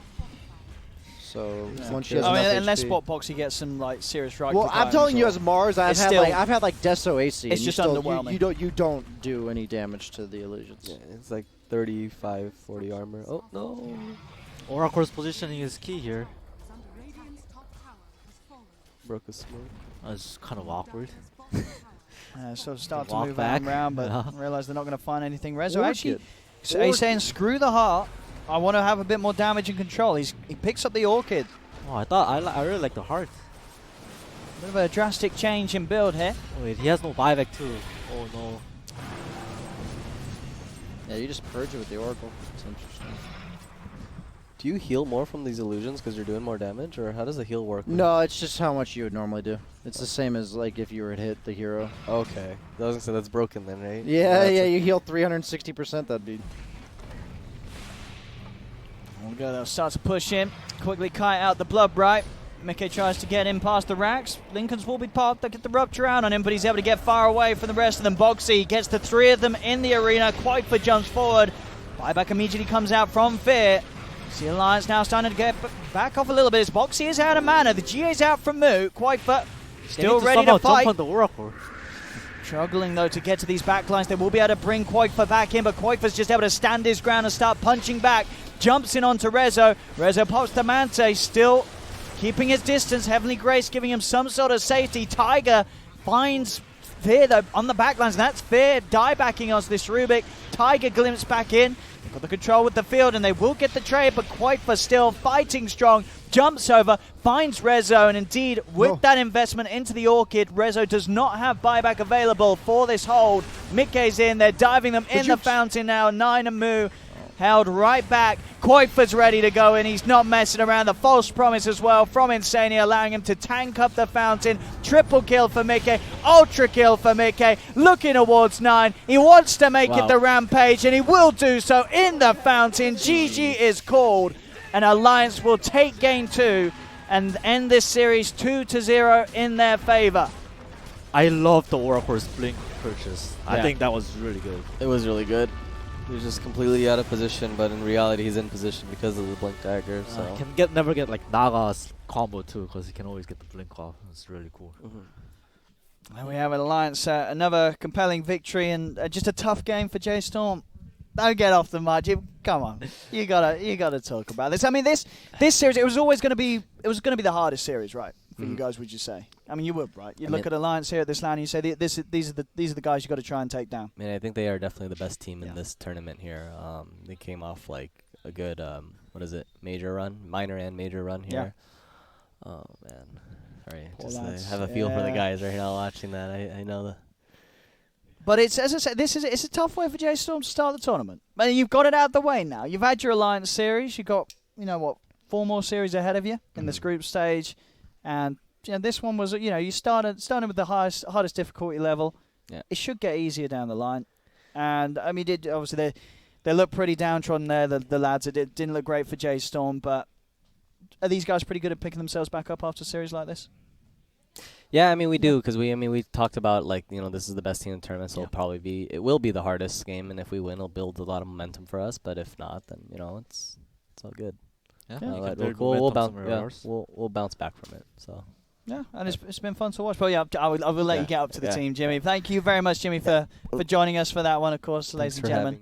Jimmy Demon Ho there, the man, the myth, the legend from J.Storm, coming in to giving us a bit of commentary on his own team. But yeah, Febby, yes, and VSJ. Well, what do we reckon then? So I like that they're trying something a little different, right? They're sliding in Focus, sliding in Bloodseekers. Didn't work against Alliance. Maybe it works against another team. Yeah, we got a special guest here. We do. They're on the winner's seat in Insania. Congratulations. Thank you. I mean, I couldn't really wish for sort of a better way to start the tournament, right? You're rocking 2-0. Looking pretty good. I think we were impressed with everything. We've got to ask about that one playing game 1, though. One playing game 1. Which you one? guys, I think you just were about to pick up the BKB on Sven. You were just about to get the Ags. You were just about to get the BKB on Boxy. And then you guys end up going over the river and trying to fight around the dire bottom shrine. What was going on there? Sometimes, the game gets a bit boring, just hitting creeps for too long. You just wanted to go? Get them, yeah. The BSJ strat. Hey, What about we- by the Feed way, them a little gold so your timing gets you more. so It's not like that. It's Lota like, you know, everyone's confirmed. been farming forever, trying to get their items. Timing. Yeah. And then it's just boring. So Yeah. you want to go fight. That's Lota fair. said that, by the way, that he thought they won the draft, or J.Storm won the draft. On No, game 2. Game two. Jimmy. I think so too. Oh, No, wait. Lota also Lota said it. Yeah, Okay. Lota Oh, said it. interesting. Would you agree? Yeah. But with our You was- with our great captain's call, we made it through anyway. So Yeah. this was just purely Exactly. outplay. You know, you didn't need a good draft. You know. We never have a good draft. That's our secret. We practice with bad drafts all the time. So when we're in these positions, we know what to do. I mean, that second game, you guys having fun? I mean, getting to slamming a Quake for Huskar, was he pretty happy to get to play that? I mean, Quake was always happy when you last pick his hero into like a free matchup. Yeah, that's how you get him happy. You pick him some Brood on 22 or Huskar. Every mid-tier stream. Yeah, puts a smile on his face. Did you expect them to put the Naga against him mid rather than the Bloodseeker? Is that We weren't actually exactly sure, but we No. thought it's fine either way. Yeah. Well, it's a good series, and I mean, J.Storm. I mean, these guys, you know, said they're probably one of the better teams here. They came second in the NA qualifiers. I mean, for this series in particular, did you guys just feel you had a really good read on them as a team? You had a lot of prep in terms of what you knew they liked to play and how they liked to play, and We actually, more so than focusing on them, we focused on ourselves and just trying to figure out like how do we want to play and what do we want in order to win. Yeah, so it's more about ourselves. well, they look pretty damn strong. And I mean, were you surprised though at the least at seeing like heroes like Bloodseeker and Invoker crop up, or? I opened Penta 9's page, yeah, and it was like Invoker. He is an Invoker spammer, isn't he? Yeah. So I wasn't too surprised. No. Hey, not Penta anymore. It's Penta 9, man. He's Penta 9 He's still no matter tagged what up in team he pubs, plays isn't it? as. Yeah. I think He's still Penta tagged 9 up. in my heart. He's with Penna for years. I mean, that was the team he was on, wasn't he? He did Penna for a few, and then he hopped over to Spirit, I think, for a bit. 9. Hey, we're Yeah. gonna have an alliance couch later. Yeah. At You some all want to point. join me? Nice. If I'm not what? Nothing. Well, But yeah, we'll do an alliance couch later. Okay. Beautiful. Well, there we go, ladies and gentlemen. Of course, congratulations once more. Thank you all. Alliance with the 2-0. You've got another series next, right? We No. play at 2. J.Storm plays again. And then you're on the third series playing against Pain, right? Something like that. I think so. I believe, Alliance versus Pain should be the third series of the day if I'm correct with my numbers. But yeah, Alliance, we'll get them on the couch today. I don't know when. I mean, what, next series maybe? Or would you rather At after you some played? point. I'm not sure if it's today or tomorrow. Okay. Yeah. Maybe tomorrow. Probably Sometime. tomorrow. We have less games we have tomorrow. two. Yeah. Dude, you said you'd do the last one Yeah. with me. Okay. I'll cast with you, but I don't know if Alright. we'll get everyone. Ah, okay. Dude, we got the headsets. You can get easily, Blitz plus 4 of you, if one of you doesn't mind sitting on this chair for the whole game. Yeah. I'll sit on the chair. You'll sit on the chair. I'll sit You on the give chair. the We'll Alliance figure it out. lads the couch. you We'll know. figure it out. We'll figure it out. But we have Alliance. We'll have them on. And, that's it for the first series. Alliance able to take down the series. You get $2,000 in the bank. Woo. What are you gonna do with your $400? We're going to take it all to the casino, and we're going to Nice. put it on red. Oh, you guys are red We'll players. try- That says a lot about Double or somebody, nothing. by the way. We'll make sure we got a camera in there. That'll Okay. make pretty good content. We'll have to. No, get by on the way, the I'm just kidding. We're not all 21, so we're not going to the casino. I take it all back. Oh, a lot Never of them are mind. 18 here. A lot of them are 18. I thought it was 18 in. Oh, it's Yeah, 18? a lot of Okay, them- never a mind. lot We of are them going are- to the a casino. lot of them are We 18. are going to the casino. We're putting it all red. Well, there we have it. Wise investments there from Alliance. But yeah, 2-0. We're going to cut to a break, ladies and gentlemen, because we have got to move on and get the next series. They've got a lot of Dota to still cover. Still 4 2-game series coming in. So production. What is it? Production? What is card seat? I don't know. Oh, card C. Oh, then what is card C? Are you reading, Blitz? I this number C? was really struggling All right, to. so you can check Can't out the see. new Dota Summit 10 Oh. BTS merch at bts.gg/merch. Check it out. There's Look a at lot that. of different swag. They actually gave us some of the shirts too. They fit quite nicely. I They already did. put mine on yesterday. Yeah, so you can go online or buy it or become a caster. You guys get can get hired, Loda and then you get another it for hat? free. What? You're not wearing it right now? No, I'm not wearing it right now. I'm wearing my Wings shirt right now. Check it out. Wings Gaming. Wings Gaming. Biased caster. Bias caster for Wings. Come on, If Wings Blitz. was here. Yeah. Serenity. Let's go Serenity. Where's your integrity, William Lee? But there we have it. Yeah, go and check out the sick merch. We've got those fresh new designs out for you guys to pick up and guys and girls to pick up at home. We're going to have a break. We're going to be back with the next series today, which will be Beastcoast versus J.Storm. We saw J.Storm struggle in the first series. Let's see if they can step it up against Beastcoast, a team that they know very well, of course, back from the qualifiers. But, of course, thank you to all your lads for joining us, Fabi, Blitz, BSG. I think some of you might be staying, some of you might be going. Alliance as well. Great play. And we'll see more of these guys later. You'll see them on the third series today, I believe, playing against Pain. We'll see you after the break. Don't go anywhere. It's Summit 10. Nice win.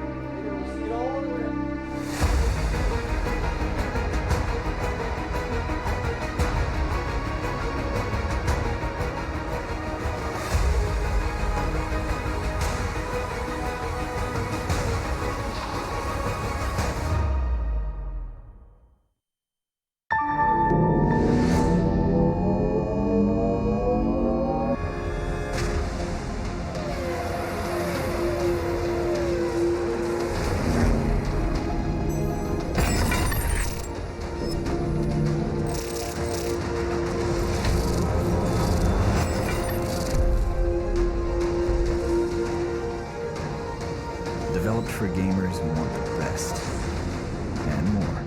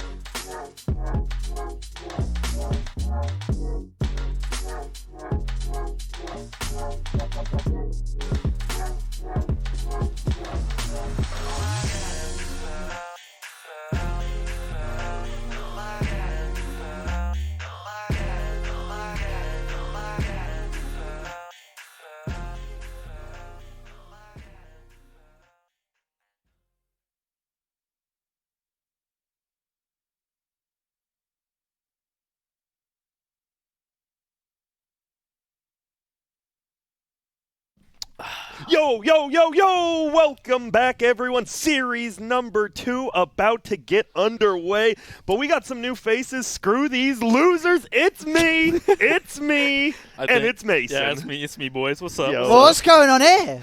I'm not. There we go. Hey! I was Grand for a second. It felt very. Good it to felt be a weird. caster. Great. How's everybody else got a monster but you? Grant, this is some real. I've already drank. You're on the sus list. Grant. Yo, BSJ, could you get me a Java one, please? Thank you. BSJ, he's kind of like the butler at the summit, so it's always nice to have him around. Little bitch. No, I'm just kidding. BSJ's a great guy. Yo, so what's up? So what's up, guys? How was the last series? A pretty aligned side. Thank you very much, sir. I mean, yeah, it was. We don't have to talk about it too much. I mean, let's move on. Okay, let's move on. I mean, Europeans are better than Americans at Dota. I mean, that's all that's going on there. I mean, it is what it is. No, I'm just kidding. But I was waiting for that. But I was like, you were saying this with a pretty straight face, Mason. I mean, I play NA pubs. Oh, Mike. Yo, Mike, come over here for a second. Get into the mic. Get the mic, Mike. Do you think? You can talk. Do you think Europeans are better at Dota than Americans? Honest hot take. What do you have to say to all the Europeans around there? Remember, we don't want to get the stream banned. Yes, yeah. I agree. Yeah. Are you gonna say anything or just? I agree. Oh, okay. I agree. Okay, all right, thanks. cool. You got any words for your fans before you go into this match? Yes, we're sponsored by Corsair. Whoa! Oh no! Are you sure? Are you sure? All right, see you later, Mike. Get up there. We love Monster. We love AOC. We love Sennheiser. We love Uber Eats. I'm not sure about that one, Mike. Yikes alert. I mean, we always knew it was going to be a problem having Mike on the mic. It was. So, yes, I mean, we got J.Storm. They looked a little bit rough. And we got Beastcoast. They looked, pretty crispy at the TI quals until they lost to J.Storm. But what are we thinking? Who's favored here? I think. What would you say? I think Beastcoast has some really good ideas. I think their drafter, IXMike88, is a very intelligent man, also very handsome and charismatic, liked and respected by his players. I do think that drafting-wise, they probably have an advantage, and map movement-wise, but they have a lot of experience on J.Storm, and I'd say maybe the better players. So I think this one should be pretty close. I mean, you played against both of these teams in the NA qualifiers once. You did lose against both of them. Yeah, I but did. You tried some crazy stuff. Was it against Beastcoast or was it against J.Storm where you tried the mid-ench? That was against. I'm trying to forget about that game. Okay, that was against J.Storm. That was against J.Storm. Yeah, J.Storm. Yeah, it's not my fault, guys. It's not my fault. But you told me that it was. You said you put it in your captain's mind. Yeah, I put the idea of Enchman in my captain's mind. I did not suggest the Ench though. But let's just move past that, guys. We don't talk about past failures. Like the future is the present, as they say. The future. Yeah. So. Going into this series, Grant, what do you think? You think it's even too, or? I feel Beastcoast is a little bit favored. J.Storm's going to feel a little bit sad. We just saw IX Chad. The boy is ready. If he was on the couch, he would be spreading pretty hard right here. Yeah, his nuts would be hanging all the way down. I think so. And I really like I like the carry, Mandy, right? Yeah. And I think he's really good. I think he's probably the...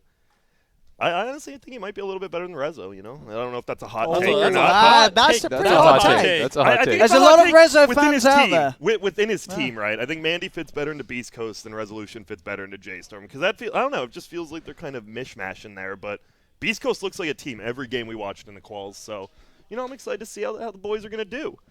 But, Blitz, I got a question for you. What's up? Hit me. What are your thoughts on Blueface?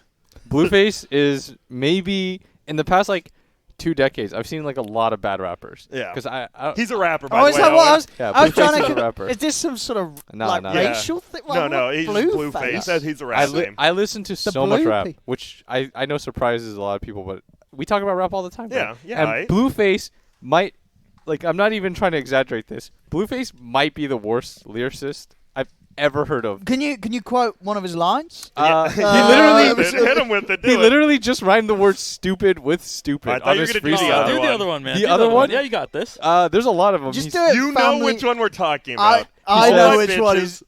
Wait, which one? He says. He says, "Am I allowed to say that?" Yeah, production. just- Production. Can I drop? Just say it under your breath. I mean, just, Okay. He Well, just- says. Oh, I was. we have production in the air there. Okay. There's some Blueface fans in production. They know the line. They know the line. He pretty much says, "All my women call me a boner," or Yeah. like, and A then boner. yeah. Call me a lady slayer. Yeah, pretty much. And then he rhymes that with itself. Yeah, with itself. So like the stupid thing. So he doesn't. He Yeah. doesn't actually. He just rhymes the same word with the same word. And is this man making a living out of it? He's on top of the He's on- game he's right on now. top of the game. He's the self-proclaimed king of the West Coast. Like, this guy's a beast. Yeah. Yeah, Every Blueface song has one. He says, "Yeah, Blueface baby." That's great. it. Yeah. Wow. Bust down. Bust it down. Bust down. Yo, Owen, what's hot over in the Netherlands right now, like music-wise? What's I poppin'? don't know. I don't really follow the Dutch music. What do you follow? Are you an American music guy or? I don't really listen to Dude, that we did much music. karaoke with Owen in London. What do you sing? He sang. Okay, so all the guys. So we went with a bunch of girls too. This is a Mason. Whoa, one. Chad! Did you just girls? we had girls there, by the way. It was. There was ladies It involved. was Sheever, my girl, and Cass girl, and we put up "Love Story" by Taylor Swift. You know the one. Do you guys know that song? No, I don't. Yeah, yeah. Why don't you go sing it? Sing it a So little bit. none of the girls knew it, but we all were the guys both knew young when I first saw you. it. Yeah. Okay, you're really bad, but okay. We got, You know the one? I don't no, know actually, it. You don't I know it? No, I don't really listen to Taylor Swift that much. Can't Yeah, say but you know the song. It's in your blood. in my No, blood. I'm not it's Taylor just- Swift, so no. Yeah, I like who. I like "Call Me Maybe" is still my favorite. Call like, Me Maybe? Pop Oh, song I haven't of heard that like in this. years. Yeah, it's a that I classic. mean, that took America by storm, wasn't it? Yeah, It's dude. everywhere. That and Friday. Those were some real bangers. Friday. That was yeah. Rebecca Black. Yep. She knew what she was doing. Yeah. She's just being a star. Dude, now that we're on music, can we talk? IX Mike's about to play. That dude has some dog shit music taste. Yeah. Oh, he has some questionable music as well. I've seen the clips. What are you talking Yeah. about? He Oh, plays well- like Eiffel 99. What is that? No, band? he does not play Oh, he plays Eiffel On Blue. 65. No, he doesn't. He couldn't I even- thought 65's I'm yeah, blue. they right? are, but Yeah. don't. He plays like 70s like country pop or something like. Yeah, I don't know. It's all over the place. He plays like Old Town Road, but like they're actually talking about an Old Town Road. Did Blueface used to be a part of Eiffel 65? Yes. I'm That was blue, him. dabba He was part of da. He was part of the Blue Man Group too, and he decided to go off and be a rapper. Do you guys think that Blueface is good, unironically? Yeah. Yeah. No, like straight. We're not even trying to Yes. meme here. I think he is. You were he's making an fun of him. entertainer. No, 2 weeks ago. Exactly. Don't even try to front because Mason's here. You were also calling him garbage. He is. You called him a garbage lyricist. I'm calling him a garbage rapper, but he's a god tier entertainer. Exactly. That's what I'm Sometimes doing. it's not about the lyrics. It's about the swag. It's Yes. about the charm. It's about the bravado. And Blueface has that. He's the king of the West Coast. So he's got everything but the But the actual rap. skill. Yeah, And that's all sometimes you that's not important. Yeah. That's all that matters. I mean, is he a good live performer? Have you seen? I doubt it. I doubt it. Probably not. Dude, who sang the 99 Balloons song? That was. Well, it was 99 Luftballon. Luft balloons. Luft Yes. I'm gonna look Luftballon. this up. Balloons. No, It's some. it's a German band. Yeah. Metalocalypse? That can't Wait. be it, but good try. What? Goldfinger's the band? Oh, yeah. Oh, that's that the sounds 99. about right. Isn't that the 99 It is. Balloons? It is. What? It is Goldfinger. Goldfinger. Damn. Isn't that a Thank Tony you, Hawk's sir. Pro Skater song? Probably on what number 2? Was it Tony Hawk's Pro Skater 4 or 2? Oh. 2. I think it was 2, right? When it probably that was back then. Goldfinger Wow. Superman or something? I don't know. Thank you. That was a J.Storm's manager, keeping Jesse. us in check. Appreciate that, Jesse. Yeah, Well, why that song? I was just because, I can't, what other popular songs came from Europe that are, big in America? A lot. Like ABBA? what? What about I that? said good. What was that one where that guy has his face painted? Blueface. Wait, does he actually? Tatiana? Does he No, he does no, actually- no. no, that one. What's that famous one? Where the one that says With the face? we I don't were know. young. It's like boom. Oh, choop. we were young. I don't want No. to sing right. Oh. No, the really famous one that went viral. The video with the guy. There's no, you had Gautier? to cut me Gautier. up. Gautier. This guy doing Somebody it? that I what you're used to doing, know. Owen. Somebody that I used to know. It's Gautier. That's Goit. That's Is it Gautier? that's- I thought it was Goit. That's a Europe. They're No, I European, thought I right? think they're Australian, dude. Yeah, I don't think they're European. They're Australian. I can look this Well, up they're not- as well. Oh, I think they might be Kinda- Australian. Right I'm pretty now, sure who it's- else was there? The pumped up. What kick? about that? What about that girl? That young girl who sings about Oh, Billy Royals? Elliot? Royals. Oh, Yeah, Lord. dude. Lord. No, he's Australian. I think Lord actually might be Australian too. If I'm honest. Yeah. Wait, Lord is from New Lord- Zealand. Oh no, Europe's pretty big. I Yeah, it mean, is. It extends to Australia and New Zealand.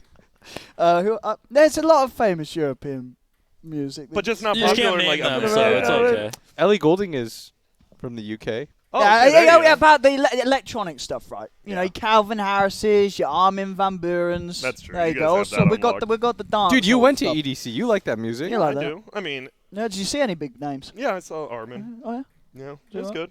I just like it. You know, you're just chilling out, vibes. You know, everyone. Do you like vibes? Oh yeah, I love vibes. What kind of vibes? You know, just all sorts of vibes. good vibes, Good like vibes, Where- bad gang vibes, vibes. sad vibes. Well, whereabouts do you like? What's the best kind of vibes? Probably good vibes. You know, just some good vibes. Yo, Igor kicked my ass because I didn't have good vibes. Do you like those? So- Do you like those vibes when you step in the shower and you turn it on and it's accidentally really cold? I don't think that's a vibe. I don't know what you're talking about. Do you know what a vibe You get that Owen, feeling. What's a vibe? Yo, Owen, describe What's what a vibe in is. Europe? No, you're just when you sort of have that internal tickle that you can't itch. I think that's ASMR. I think that's ASMR. Are we live? If you didn't know, there's 5 players in the lobby. They're getting ready. We're waiting here. for them. I Yeah. mean, it's Beastcoast. We've only got waiting. one of their member in the lobby. Dude, there are And it's- tacos behind you right now, Grant. Are there? Oh. Taco Nazo, right, is the brand? Or Yes, sir. He from give us Uber thumbs Eats. Shout out to Uber Eats for bringing Yep, them to us. Yep. And Yeah. I don't know. What do you guys? Yeah, and if you guys didn't know, on twitch.tv/BeyondTheSummit2, we've got the C tier casters Zyori and Trent Packs bringing it to you live. Dude, they're at least. That's just me. They're not C tier, man. They're They're B not. tier. You Yeah. told Oh, me yeah. to C tier over B there. tier, man. You no, told me to no, say yo, C-tier. that's not true, man. I was like, you're like, yo, they're C tier. I was like, dude, they're B tier. They're not A tier. They're at least B. Come on. Dude, no, they know I love I don't them. know who's been Trent's mean. an A-tier yeah, caster. He was at TI. He worked TI final day last year. Yes, so did I. I'm not an A-tier caster. Yeah, he was on the grand final I was panel. on the panel. He was on the grand finals You know panel. they really went downhill last year. Yeah. I had some of the worst coverage ever. Brought to you by Grant. No, I'm just kidding. Thank you.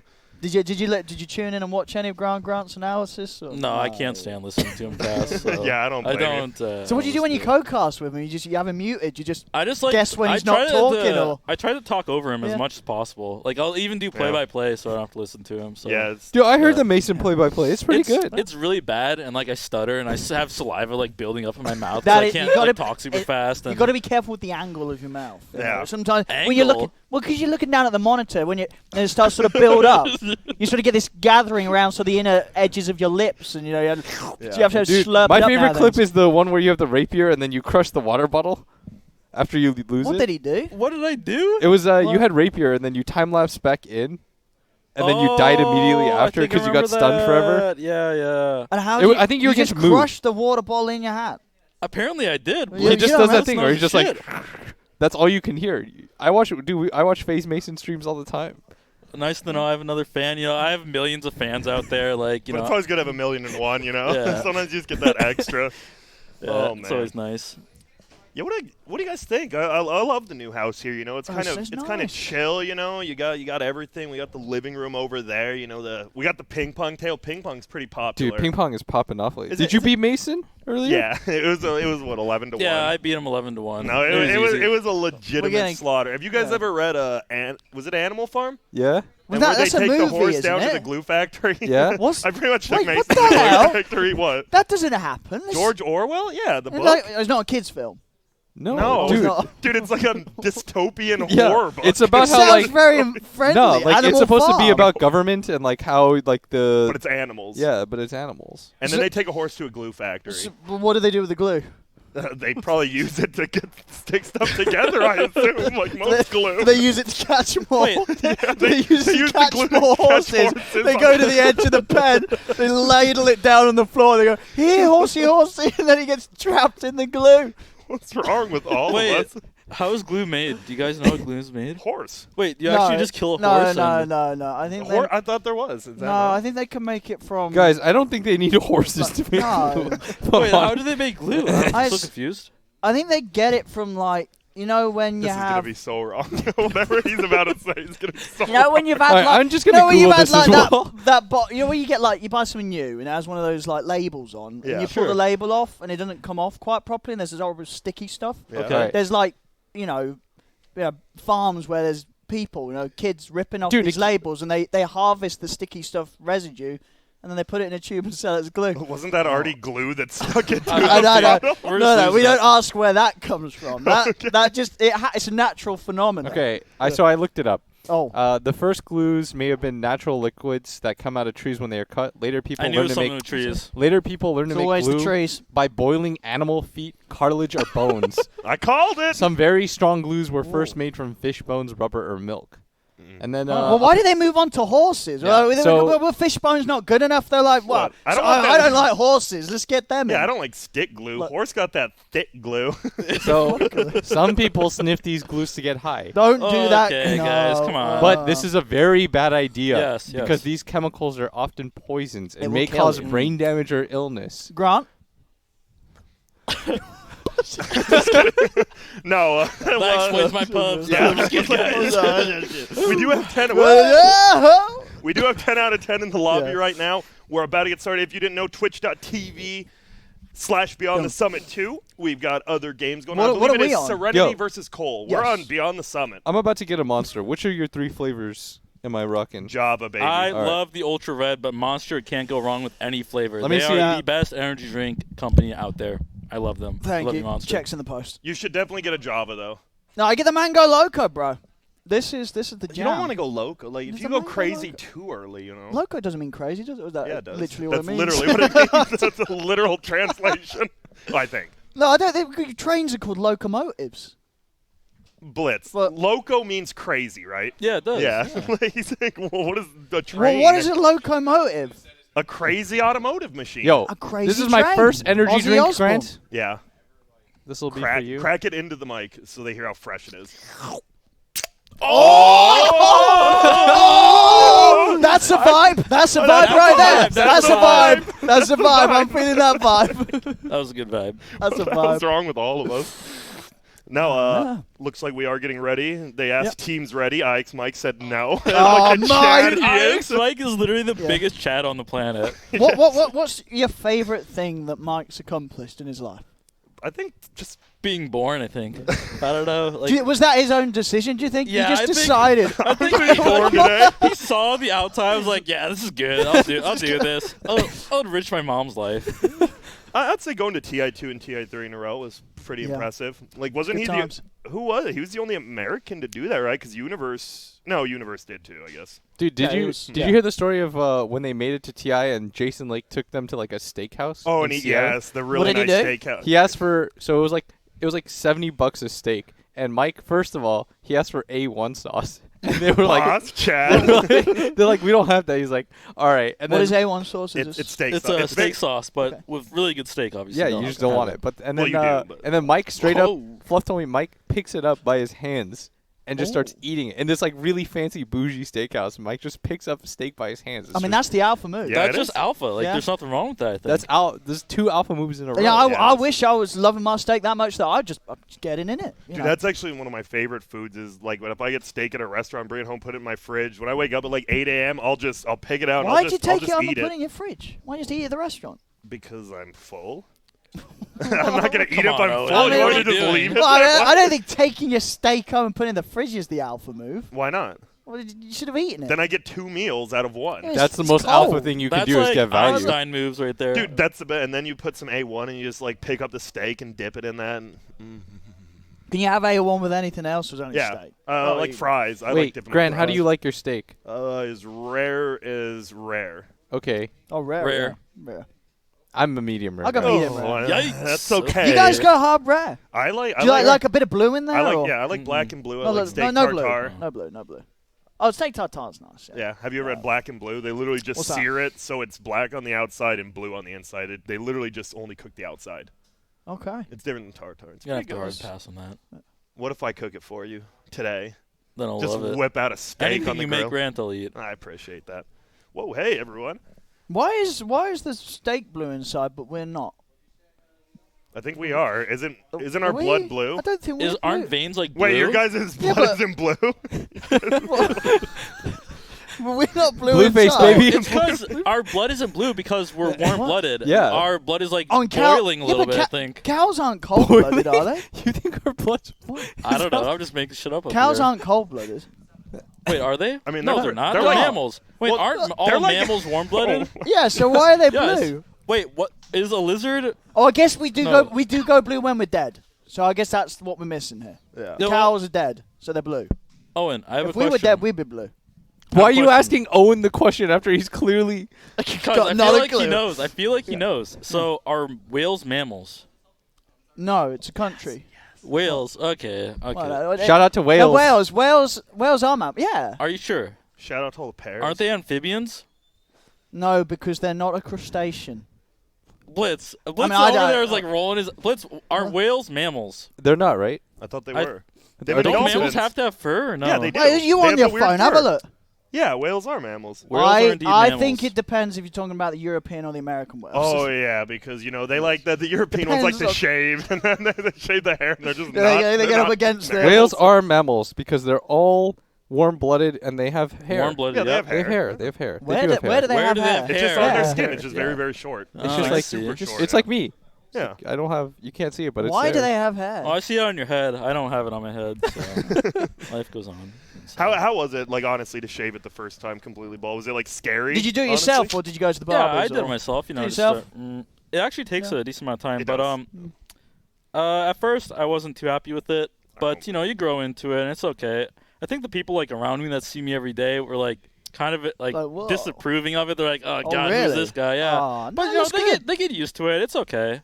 Well. You know, it's life. It's life, Owen. Did It's you- life, Blitz. It's life, Grant. Did you just What are you gonna do? That's life, Did- baby. That's life. Did you stop at the hair or did you try just experimenting? I What are you mean, talking? Shaving down mean, there? just, Wait, what's going on? Dude. What? What? Wait, what are you talking about? Dude, Stopping you at should the- have done a mohawk. That would have been sick. I don't think I had the hair for a mohawk. That's the problem. Oh. Yeah, the only hair I could have done is like the bald eagle look, where you just like have like a crater right here and just like did you, nest did you, on ever, it. did you Yeah. try the comb over at any point? Or? I don't have enough hair to do the comb over, I believe. So. Yo, whoa. There's a draft. Gotcha, guys. It wasn't anything that important, but I just wanted to let you know. Wait. I lied. It's I not- lied. you I lied. Yo. There's Back not it up. There's not currently. Remix.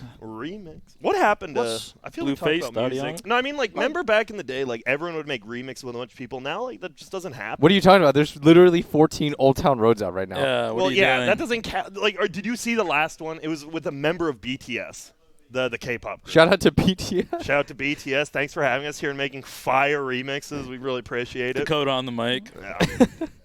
Yeah. And now, well, how good do you think one of these two teams will be in the upper bracket? Because if you guys didn't know, it's I best think- of twos these 2 days, and then the top two teams, they're in winners finals. The other teams, boop, in losers. I think J.Storm will. I believe in J.Storm. I think they're a lot better than they looked in that first series. I think Alliance just really tough, and J.Storm is still for me top 2, top 3 at this Grant, point. this was the call, by the way. I know.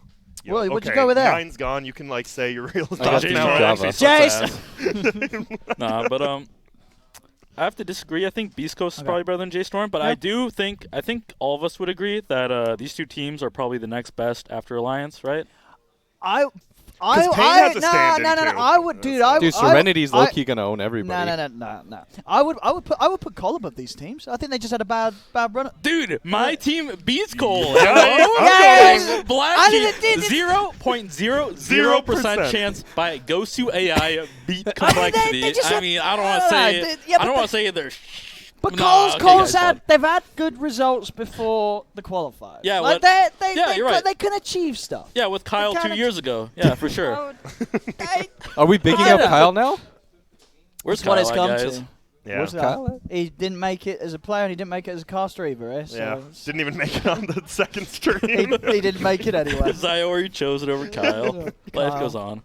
No, it's yeah. So I agree. I think it's gonna be Beast Coast Alliance, but I don't know. Okay. Who is standing in for Pain? Is it's Therence, right? I believe. 4-4-4 or? I need to look it up. so. They have a stand-in. squad. No, I Oh. believe I thought they had a. No, they a got the problem. full squad. No, that was solved, and otherwise. Was it? Dude, I thought Febby was gonna. Yeah, play I for thought that them was for the a bit. Febby was going to play Well, with that's them. but because they still like. I think they've never got the mind. full squad now. They've got the full squad. Well, I think it's this guy wasn't like they had a different visa issue, and this guy was coming, and he might have been Oh. late. I believe. I could be Oh, wrong. okay. And then also on Serenity, right? We have Ajit playing one, so that should be a little bit exciting. Yeah, I mean, well, that game's probably starting right now. It might be at twitch.tv/beyond the We summit. could just ask Alliance too, who they think their biggest comp is. Ask them. Yo, Boxy, Boxing. Which team are you most scared of here? who's the second best team you think? If you guys think you're the best. Oh, this. Dude, I told you. What? He said Serenity. Oh, okay. Okay, well, Okay. guess that's why Well. he's playing, not analyzing. You know what I mean? Yeah, I know what you're saying, bro. Why am I not playing? I also said Serenity. Because you're trash. Dude, I can stand in.